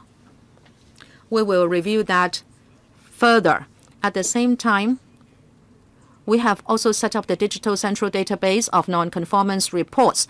When the government monitors our work, it will have more comprehensive information as to what we are going to do with the contractor if there is non-conformance. And then organization revamp. We have reorganized the quality assurance team under another division to maintain its independence. And we are adding to the manpower of the team so that quality assurance can be more comprehensive. Number 3, commercial and contract strategy. We would record and analyze quality performance of contractors and allow performance to be fed back to subsequent procurement process. The 4th one, people and capability. We would look at the competency of our staff and whether they are familiar with procedures. We are going to have specific training on quality management for site teams. We would also seek to improve communication amongst teams and so that they can have mutual monitoring and appropriate communication so that there would not be blind spots or gaps. And then quality planning and reporting. And we would review and enhance the planning for hold point and quality control point arrangements. The COI has found that the staff may not know the requirement in these documents and somehow there is duplication. So we are going to review the entire planning and documentation work. And then tools and technology. This is going to be important. We have started to have smartphone applications to provide on-site monitoring. Say we have done some inspection on site, and then we can have real-time photo taking and record keeping. And you can imagine that originally you would have a form for us, and then we sign the form and give it back to us, and then we will give it back to them. And that process, during that process, things can easily go wrong. By adopting modern technology, we can minimize such risks. Finally, the COI's recommendation are similar to the proposals that we have put forward. We've already set up, a working group to implement those recommendations, and the corporation will implement these recommendations for improvement. So whether after an incident happened or before an incident happened, we hope that we will continue to make improvements. Thank you. Dr. Kam. So after extending the minute by 15 minutes, we have a total of 60 minutes. So if I allow each member 4 minutes each, then we will still have time. So I'm not going to draw a line yet. So I'll read out the order first of all. Chung Yuan, Gary Chan, Tanya Chen, Michael Tin, Priscilla Leung, Hon LUK Lam Cheuk Ting, Helena Wong, Claudia Mo, Tommy Jiang, Chen Hak, Chen Han Pen, Poon Chiu Ping, LUK Chung-hung, and Jonas Ho. Tommy Jiang. Regarding the COI's interim report, the conclusion is that the diaphragm wall and the platform slab are safe, and there's no need for further for them to be rebuilt. And also the recommendation by the MTRC recommended many tests which have yet to be completed. So coming to a conclusion that the works are safe, would that be a bit hasty? Furthermore, amongst the 5 experts, the two local experts have expressed reservations, although they've signed on the report.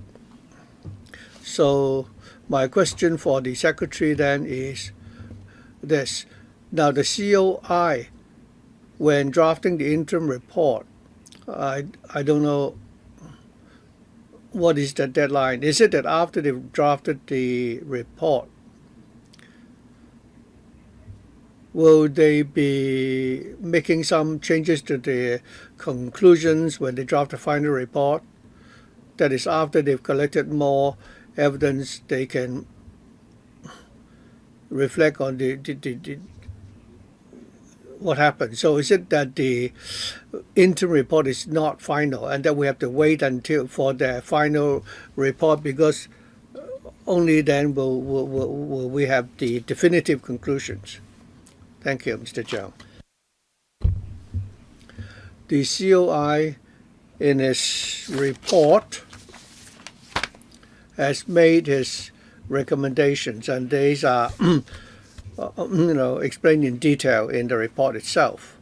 In the preamble to the report, the COI also make reference to the progress of the government's team, and on page 6 of the preamble, the comprehensive review, we understand, will only be completed in April. So I believe that the COI is aware of the investigation being carried out by the MTRCL and the government's team.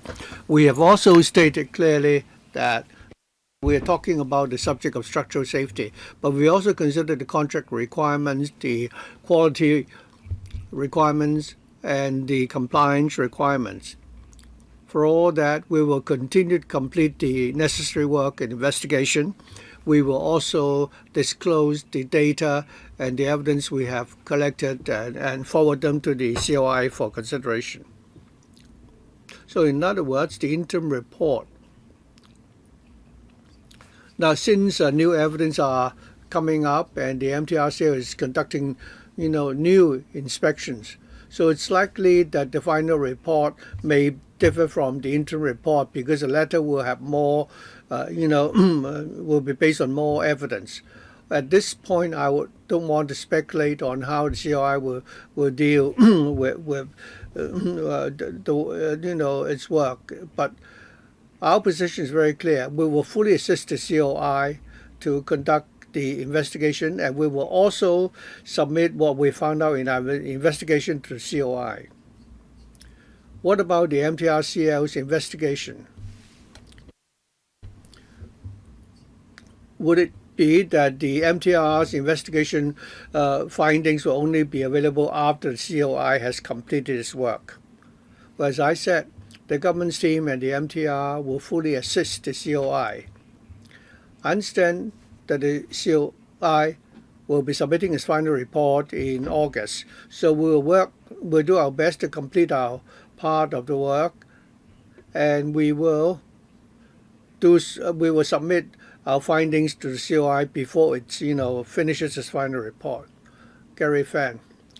The interim report of the COI, once it is announced, we find it totally incredible. There's a lot of evidence showing that the construction works of the SCR Hon Lam Station is in violation of the contract. There is evidence proving that people have been faking the necessary records and so on. The government, the COI is saying that there's no cause for worry and there's no need for structural enhancement. This is really shocking.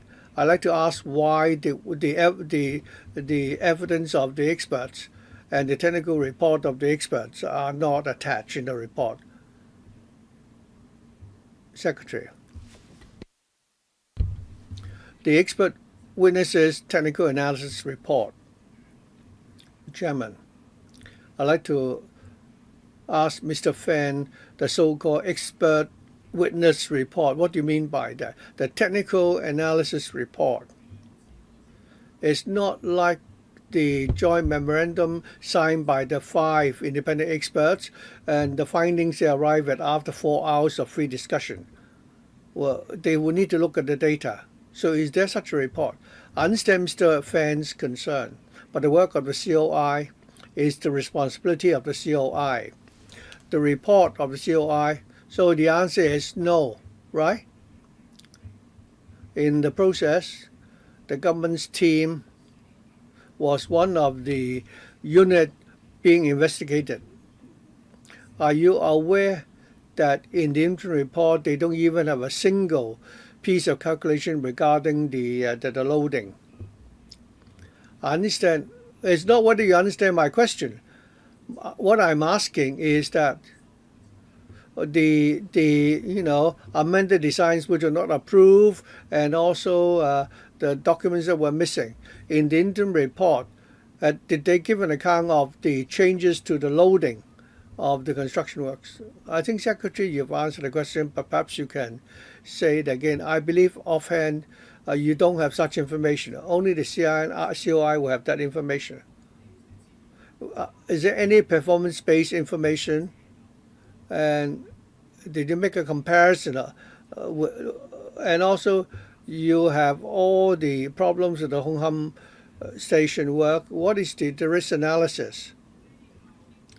Without such performance-based assessment, there are no figures and data. How can you say that the interim report is convincing and thus come to the conclusion that there is no need for further strengthening of the works? The work of the COI is the responsibility of the COI.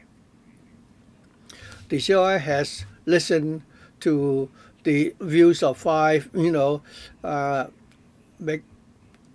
independent experts, and the relevant information is clearly outlined in the report, most of which are already posted onto the website. Are there any numbers attached or data? Any analysis? The COI, well, I cannot really comment on the decisions of the COI. I don't think the Secretary is evading your question. If you want to follow up on this question further, you may need to put it to the COI directly. I don't think the Secretary can answer that question. Okay? If you have no further questions. But he's not answering my question. Well, he already told you that he cannot answer your question. Tanya Chan. I'd like to go to paragraph 34 of the paper.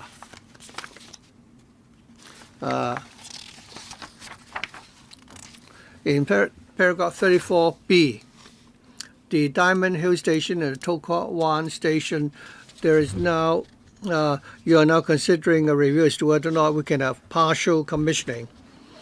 The RISC forms for the 2 stations basically acceptable. For the To Kwa Wan Station, there are some inadequacies. So what exactly does that mean?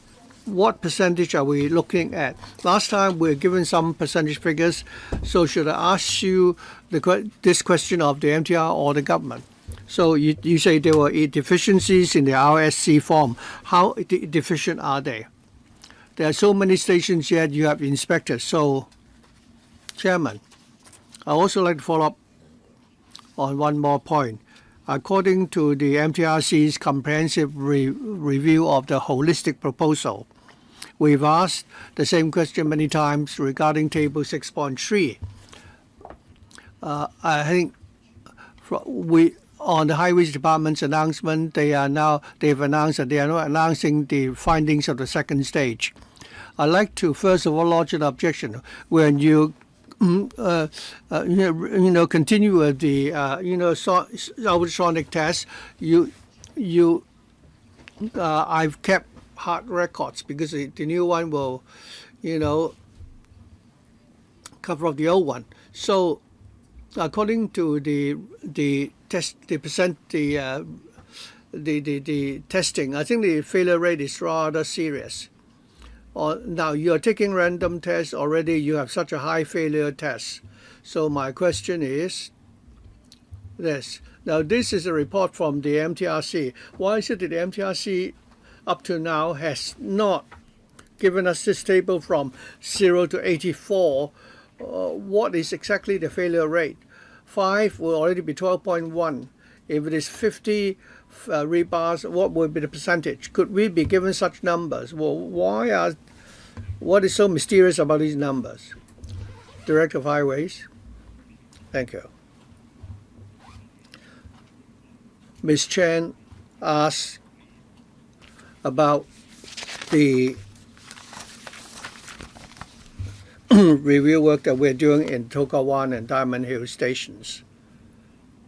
First of all, we are concerned about the state of the construction works in the other stations along the SCL. And we have carried out some investigation ourselves. I only have 1 more minute left. So we adopted a random check approach. The findings of the random checks was that for the Diamond Hill station, looking at the inspection record, the situation was acceptable, but for the Tokawan station, some part of the records were yet to be received or were missing.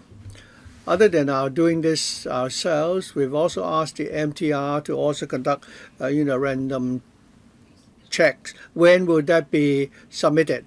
We've asked the MTR to submit the report by the end of March.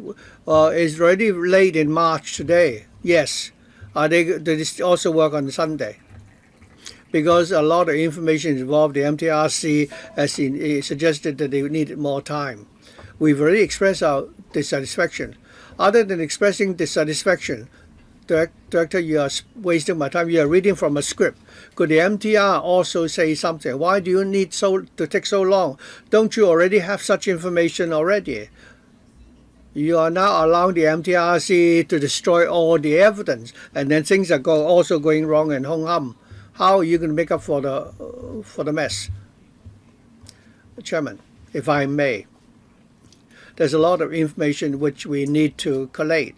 Don't you have those already? We have lots of information we need to collate, and we are also engaging external consultants to help us verify them. Don't you have them already? And your chair. Dr. Kemp. That's why we need more time before we can complete the work. Ms. Chen is right. If we have all the information on hand, we can, call them out at any time. Because after the works has been completed for a year or two, and only then do we collate those documents, it's not a very good arrangement. If we collate the documents at this time, we find anything missing, it will take time for us to find the relevant parties or the evidence. Mr. Michael Tien, you must give me 5 minutes and 6 seconds. No, 4 minutes. Why did you give the other member 5 minutes, 6 seconds? Are you going to speak? Is that the way to chair a meeting? Well, you join the election next time. Wow. I may not have as many votes as you do, but the two members from the Liberal Party were the first to ask questions. Secretary, I will ask you a very simple, direct, and risk-free question. The report was submitted to the CE on the 25th of February. And Mr. Francis Au, the expert of the administration, provided alternative views on the 28th of February or early March. Basically, what he was saying was that there was the changing of plans, and that was the second time when through bars were replacing couplers. So there were more connection points, and at many places, the shear stress would exceed the possible capacity, and there would be cracks in the concrete. In other words, he doesn't agree with the COI that there is enough safety, that there is no need even for strengthening works. My question is, when the CE says that she agrees with the conclusions of the COI, meaning that there should be no rebuilding or strengthening necessary, is it that this document of Mr. Francis Au has not been included because of the time difference of submission? Who will answer this question? Secretary, this is an interim report of the COI. As I said, the COI has the power to write this report, and it is not appropriate for us to interpret its determinations for it. Secretary, my question was, the CE said she agreed with the conclusions of the COI. I was asking whether that statement did not include Professor Au's late submission. Secretary, the CE's words were clear, and I have no supplement. Okay, you cannot help to confirm whether Professor Au's document was included, but now Professor Au has submitted another report. What is your position today? Will you also read Professor Au's report or not? Secretary, thank you. Chair, and also the follow-up question. The government team and the MTR, as I said,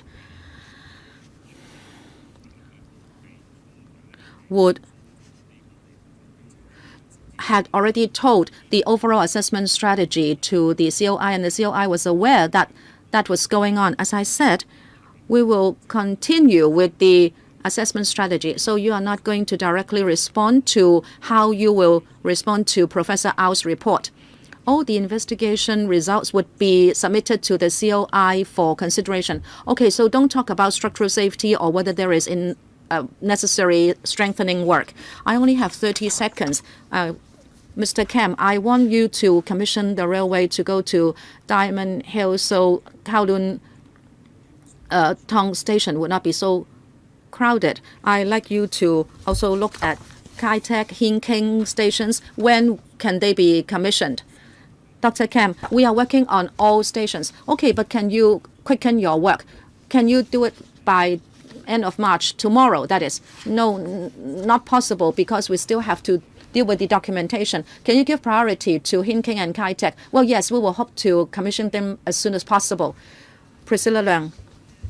Chairman, I agree. I can understand Mr. Michael Tin is concerned about commissioning of the railway in his constituency. So am I, and I'm concerned about Hong Kong and To Kwa Wan. We are irritated, and we are putting forward so many views because of one thing. We want to trust you. If you tell us that partial commissioning is safe, the public will patronize the railway, and the public will choose to trust you and believe you. So we give you our trust. We were talking about the cutting of rebars. Well, I won't ask Ms. Dr. Kam these questions, but you are the next CEO. In para 407 of the report, one of the problems with the MTR is that there is separation of powers of the high-ranking people. The COI is of the view that it has given rise to problems. I think we can see this result already. There is a problem of split accountabilities. On the one hand, you are trying to make good the crises, and on the other, you are proposing a fare increase. It seems your fare increase staff are unaware of the need to face different crises on the part of your engineering team. Dr. Kam, will you learn from Para 407 and you monitor the work of all departments so that one department will not talk about fare increase when the other fare department is trying to put out a fire? Dr. Kam. Thank you. The COI is mainly talking about the 3 general managers who have different responsibilities in this project. My understanding is that they hoped there would be mutual monitoring, but then in actual implementation, there have been gaps among the different responsibilities. We are going to improve upon that. No, my question is very specific. You are the CEO designate. Of course, I'm asking you that. Can you prevent this from recurring again, because you are talking the same body with different parts? Well, talking about the fare adjustment mechanism, at least we are not going to have any fare increase this year because there will be fare concessions. And passengers will not see any fare increase within the year. Okay, you can only consider that after you have made good the wrongs. And then Paras 411, 412. It is said that Atkins was engaged by both MTR and Leighton. And the report says that this was a big problem. And it reflects that you are inert, mechanical, and habitual in your way of work. Can you prevent this from recurring next time? Because you have the same design team and you have ended up with a mess. But then if you go on to Para 414, it says that there is no actual conflict of interest, but the potential for such conflict was real. And then it says that this is not a good way of doing it, and we will learn from this lesson. We will not repeat it. Okay, you won't repeat it. Number 3, at present, in your team, you have a new team, and I'm going to ask the same question. Are you confident about the composition of your new team, which can tackle the technical crisis, confidence crisis, and engineering crisis that you are facing? Our team has this responsibility. This is the direction of our work, and that is to rebuild public's confidence. But are you confident? Sorry, please stop. 10 more members are queuing up. 4 minutes each. That would add to 40 minutes. We would be exceeding 11:30. If you do not disagree, we will have the last speaker, Dr. K.K. Kwok, and then we'll wrap up the meeting. Next one, Hon LUK Chung. Chairman, I'd like to ask the Bureau a question. The COI has identified that the RISC forms are problematic and that their authenticity is a problem, and then the filling out process is not serious enough. I really suspect that some of the forms have been burned or destroyed because they have disappeared. And then the COI also says that this is the documentation about the diaphragm wall, but then you also have the stabling sidings and also the approach tunnels. What about RISC forms for those projects? Is it that you are only investigating into documentation for the diaphragm wall? What about the approach tunnels and the stabling sidings? Are they problem-free? You also say that even if there is a problem, basically Hong Kong Station is safe. I don't think you can take care of the public's worries. Now, I don't know whether the COI looked at the approach tunnels and the stabling sidings. If we do not look at this comprehensively, you might miss something. So my question is, when the COI continues to work, will the Bureau ensure that this will not be looked at separately, that it will look at every part, at least with regard to documentation? If it is an overall issue, then there should not be a problem just with the diaphragm wall, but not other parts of the Hong Kong Station extension? If you should find a problem with other parts of the project, can you ensure that the COI will conduct an overall investigation? And also, will you identify whether there is such a problem with other parts of the Hong Kong Station extension? Secretary, thank you for the question.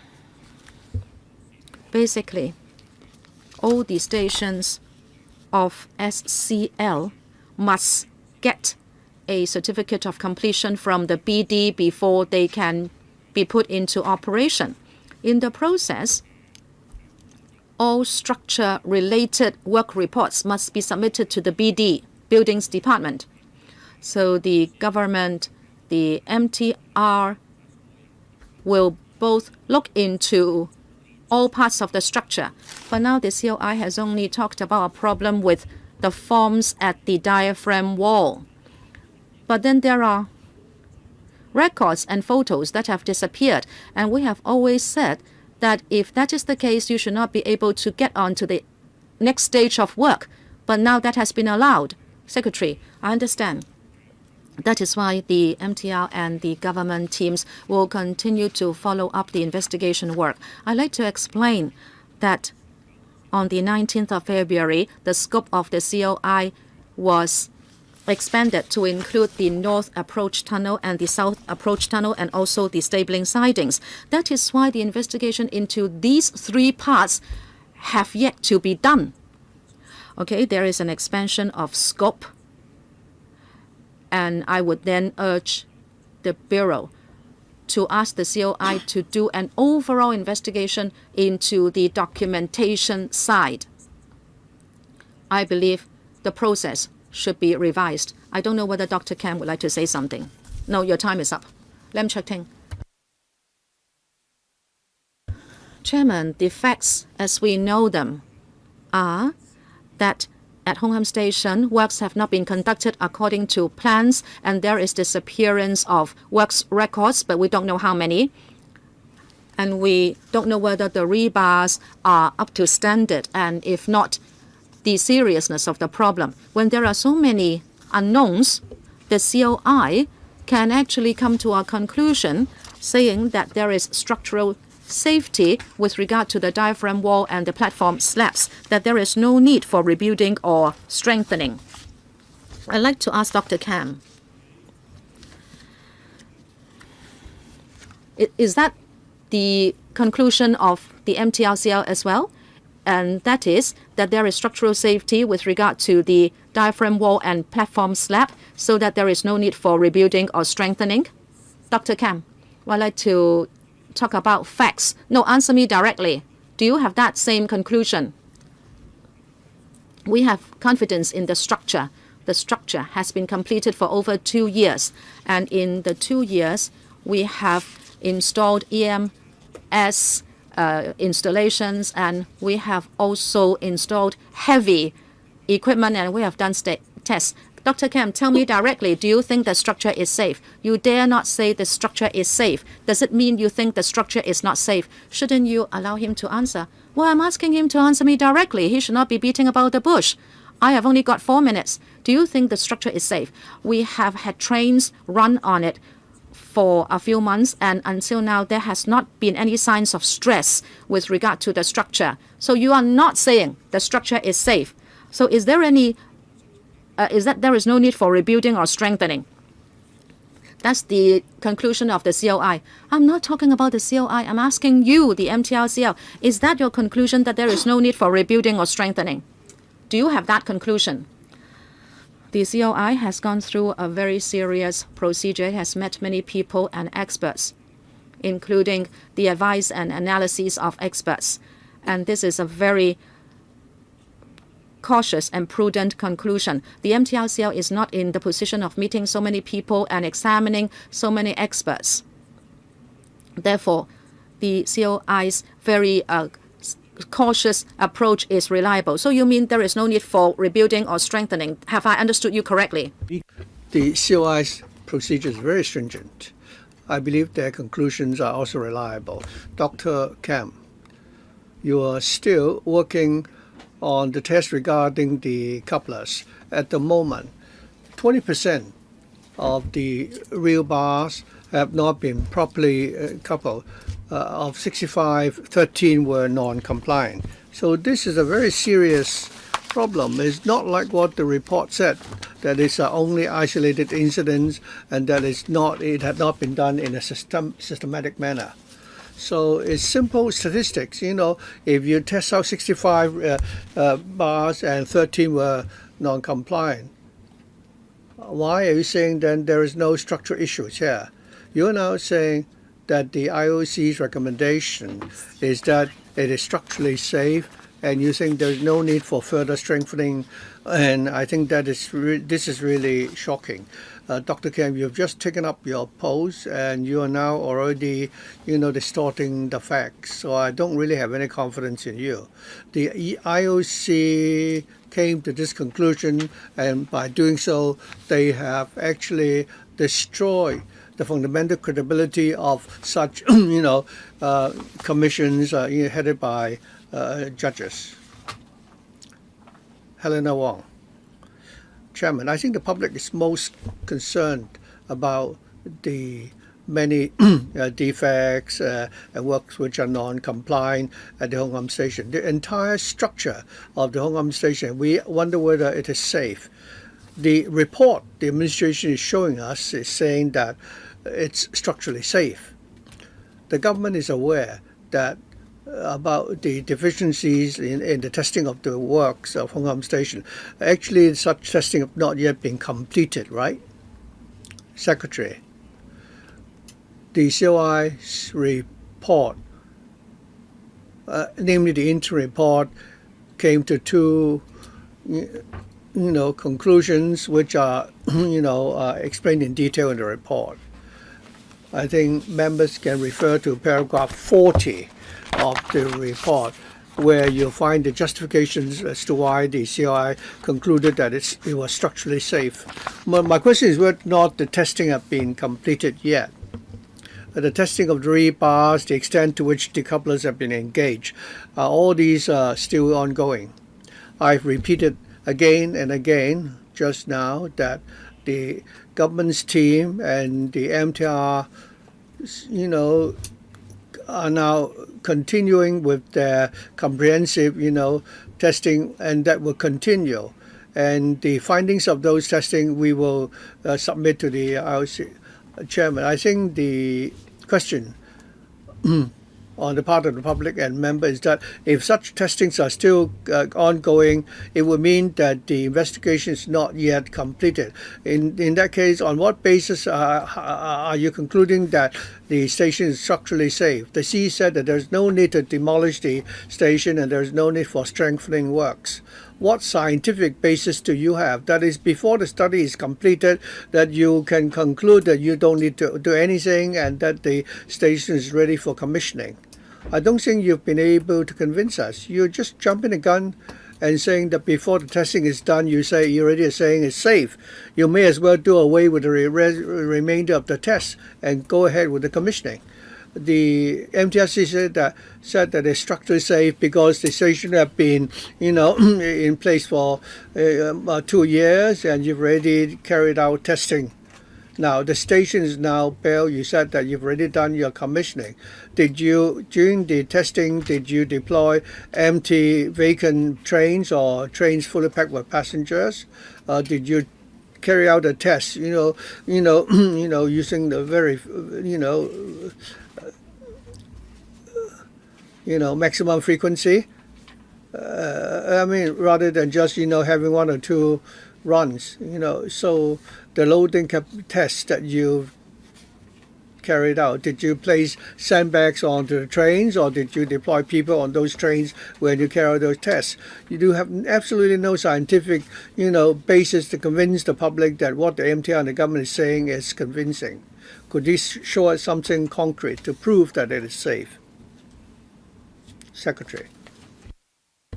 Regarding the decision of the COI, it came to clear conclusions. First of all, the MTRCL and the contractor had not followed the specifications of the contract 1112.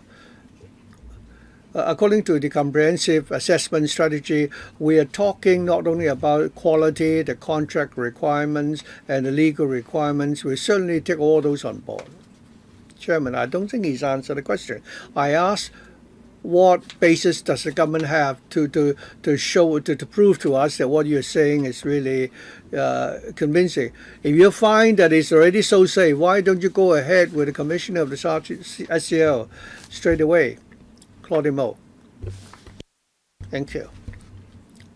Regarding the Hong Kong station and the interim report, my initial reaction was that since this is the interim report, you only be reporting on progress.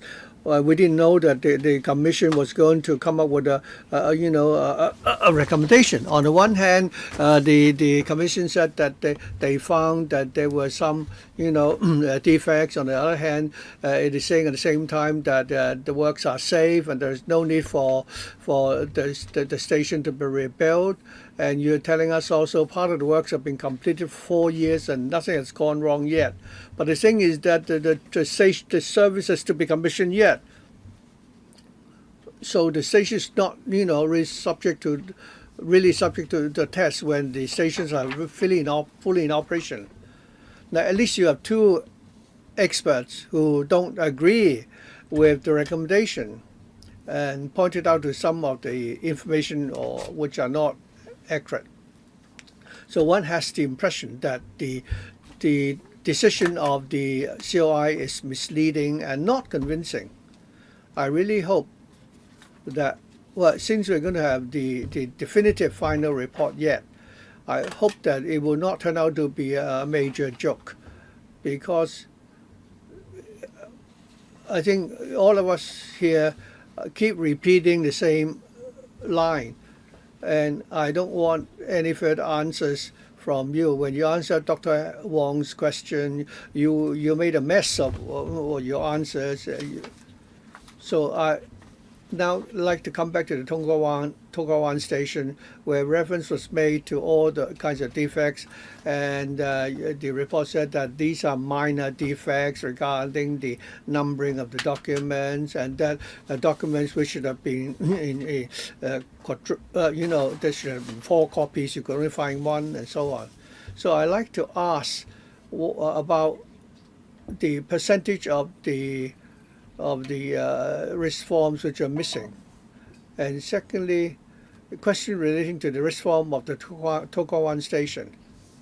For the entire SCL, is this the last station where you find, missing records of the works? Finally, the contractor for the signaling system of the SCL, is it the same contractor, for the signaling system for the Chinwan line? Did they also tell you that there are specific architectural issues that might result in major collisions? Now, who would like to answer the question? I would like the MTR and the administration to answer the question regarding the Tokawan station. How many % of the documents were missing? Thank you. For Tokawan station, we're still collating the relevant information. When I answered Ms. Tanya Chan's question, I already said that when all the documents are in place, we will be able to retrieve them in whole. Since they are not complete, we need to actually, look up the information dating back to the 3 years ago. So this time the contractor is just Thales and not Thales plus Alstom. The system in the West Rail and the Ma'anshan line have been in commission for many years, using the main and the standby system. So is the Tokawan station the last one? Actually, for all the stations along the SCL, we are collating the information, that very different types of works which need to be done yet. Chairman, those who have read the report would find that the COI has objectively provided a full account of what happened. And I think this report really has a lot of reference value. When we try to find out what happened, we could only rely on reports.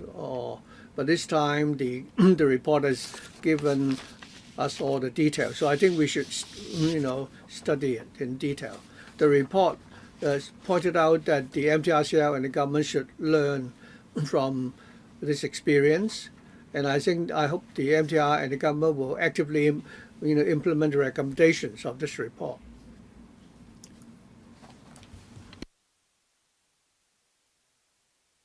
And the recommendations of the COI may result in many criticism, but those who want to criticize the COI have to have justification for their criticisms. Otherwise, does it mean that we have to, demolish the whole station? One would need to be objective, especially in Chapter 9 of the report. There are some details which have been reviewed. So I hope we can all be very rational when considering this issue.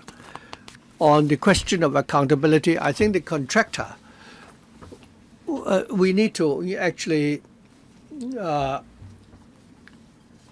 find out about the role of the contractor. Why is it that Alstom or why is it that Elkins could be the contractor for the MCRC and Leighton as well? What is the background of Atkins? And secondly, the subject of partial commissioning.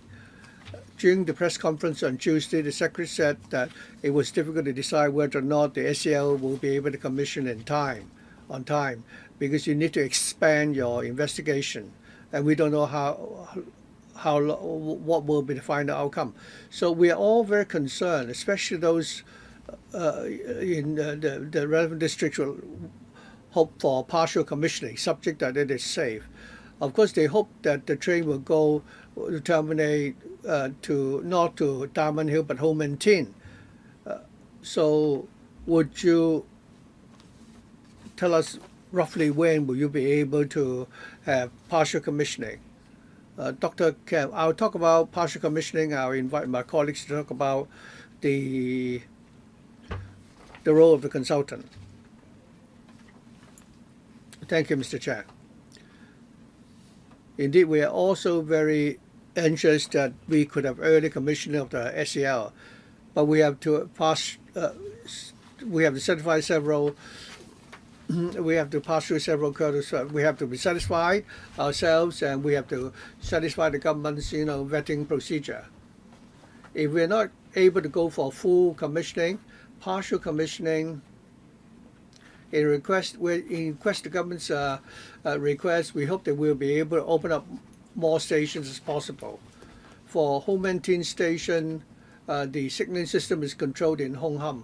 So in other words, as long as we cannot commission the Hong Kong station, we'll not be able to commission the Ho Man Tin station as well. So that is the constraint of our system. As for the rest, I think 99% of our work have already been completed. But of course, we have to still go through the final testing and also obtaining government, approval. Now, regarding the selection of design contractor, we have a double envelope system. For the design project, we attach more importance to the design aspect. We've also adopted an open procurement to select the contractors. Then they have to declare the interest. Were you aware that the same contractor serving two contractors may result in a conflict of interest?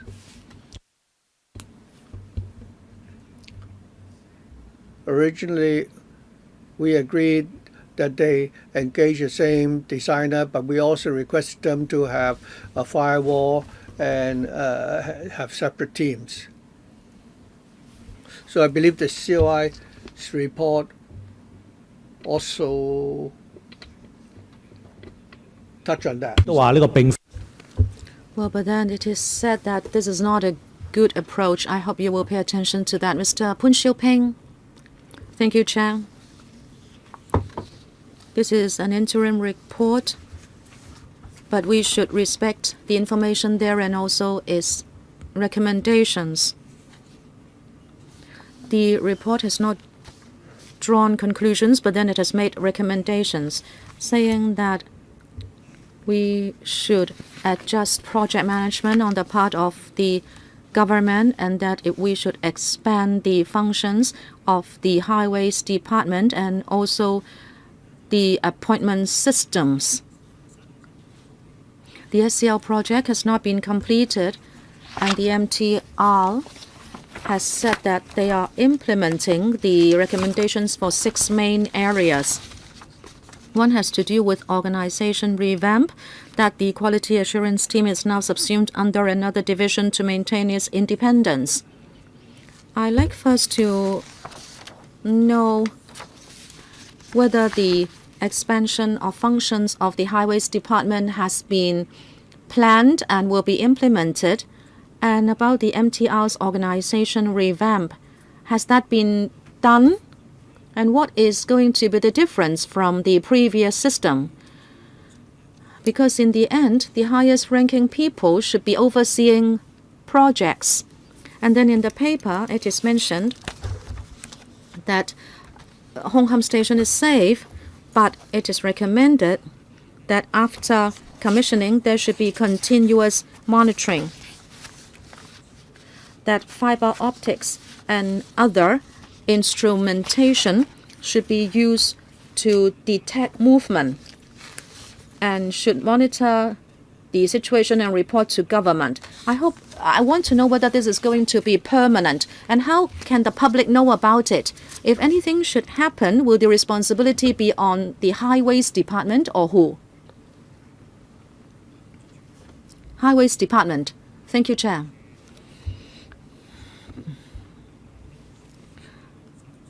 With regard to monitoring the MTR in this SCL project, we have heard the views of the COI. Part of those are very akin to what we are already doing. I head the project supervision committee, and we are already looking at the problem of documentation, and this is a standing item at the project supervision committee. We will also ask the BO team to take part in the meetings of PSC. So we will be able to allow high-ranking people to have a direct understanding of what is happening with the construction works. And as for direct inspections, we have increased the inspections of our M&V consultant. Basically, it was to be 3 months intervals, but now where there are critical projects, every month the M&V consultant and our staff will do their site walks. And also we are going to conduct surprise checks without any advance notice. Therefore, the site staff cannot in a way prepare for these visits. This is already done. And Dr. Kam mentioned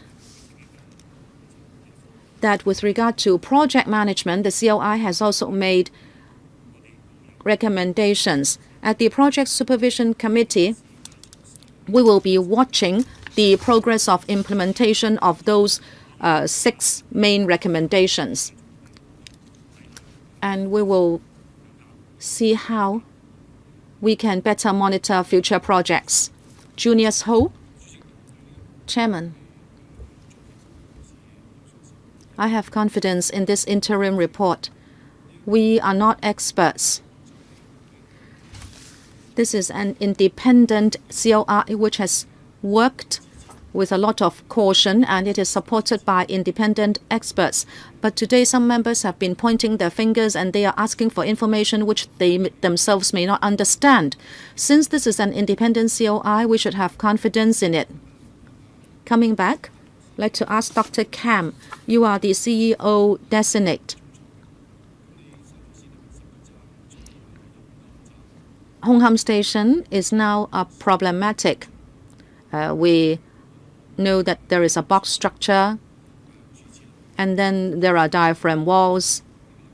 And then secondly, we are going to look at the north and south approach tunnels and the stabling sidings. This is the next stage of the COI's work. According to Chapter 9, page 93, it is not good enough to issue an apology. You should look at 383, 384, and 386 paragraphs. It says that the Commission has looked at the advice of experts and they think that the box structure is safe. 384, it says that there is no need for rebuilding or strengthening of diaphragm walls or the platform slabs. And 386, if necessary, we can use optic fibers and other high-tech technology to detect movement. Well, you have built many stations. It is just that with this scandal, we are calling to a halt the progress at Hong Kong Station. Well, if I were the CEO, I would say that the experts had spoken and I have accountability and I can say that it is safe. Mr. Tin, you can hear from me that all the stations are okay, and I would say by the 14th of April, I can commission the railway because you have the staff in position already, and then the diaphragm walls are not problematic, the joints are not problematic, and I am the CEO and I will tell you 15th of April is the auspicious day and the railway is commissioned. Say so. You have such salaries and your whole team, you cannot duck the issues. The stars in the sky can seek to move positions and not shine at certain times, but then you are the team at the MTR, so why don't you just say that? Dr. Kam, thank you. Thank you for the proposal.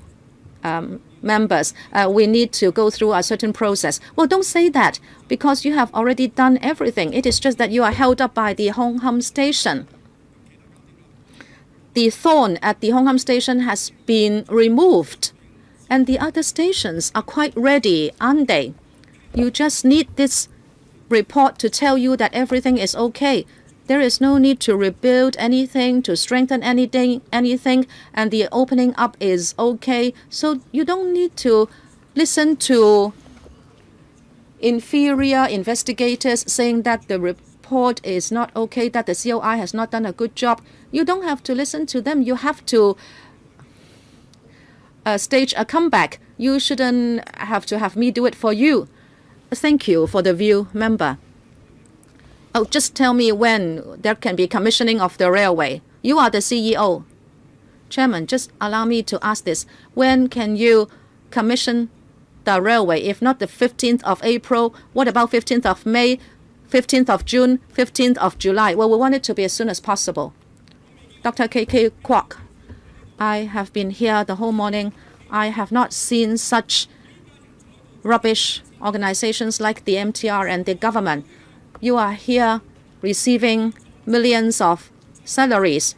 At your railways, we have collision, and then the entire Hong Kong Station is problematic.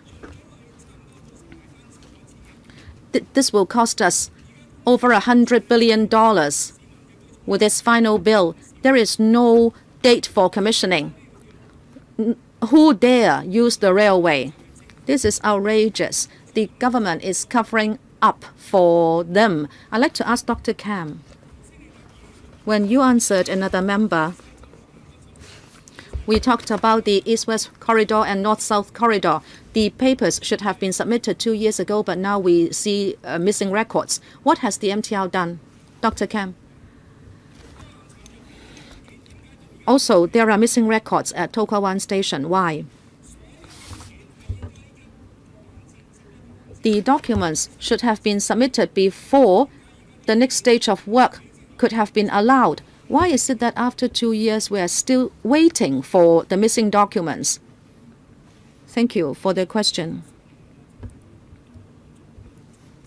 When we go about the construction works, papers and documents should be prepared along the way. Of course, I know it. I want to know why you haven't done so. I also want to know why that was not done. Rubbish. You are receiving billions of dollars as your salary. You tell people you are the CEO and you say you don't know why. The government is also sitting there monitoring you. Well, Dr. Kem was not the CEO when this happened.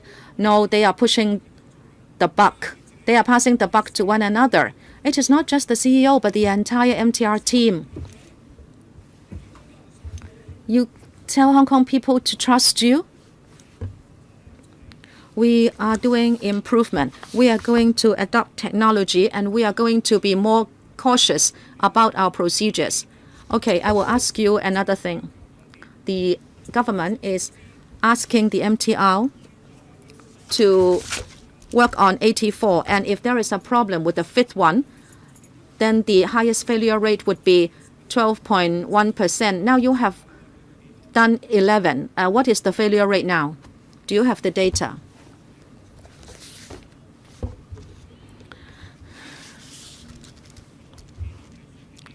The binomial calculation is done on the basis of non-connection.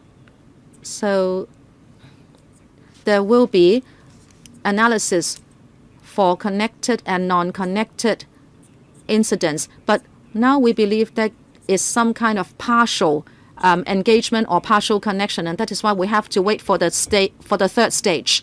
Chairman, you have heard him. He's moving the goalposts. This is a question for Frank Chen, para 40 of the report of the COI.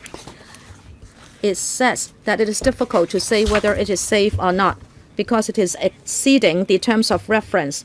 But then, if there is this determination and if you think that it is in the public interest, it is not right. And last, you are cheating us. We can look at the paper. It is a paper for the administration saying that it is properly connected. Well, whether it is one thread or two threads missing, that is still a problem. Don't move the goalposts. Frank Chen, what is this? Chairman, allow me to respond to Dr. Kwok and his views on the interim report. In Chapter 9 of the interim report, with regard to structural safety, there is a very detailed account and interpretation by the COI in different paragraphs. I was asking you about para 40. Don't beat about the bush. Well, para 40 is at the beginning of the report, but if we look at paras 370 to 377 in Chapter 9, and you can go on to the paras 382 to 388, that is conclusion on structural safety. I think you can arrive at your own conclusion. So you are telling us that you think it is safe, and you are telling us that heaven can tell you whether it is safe. Okay, we should conclude our meeting here. There is nothing under AOB. Meeting adjourned.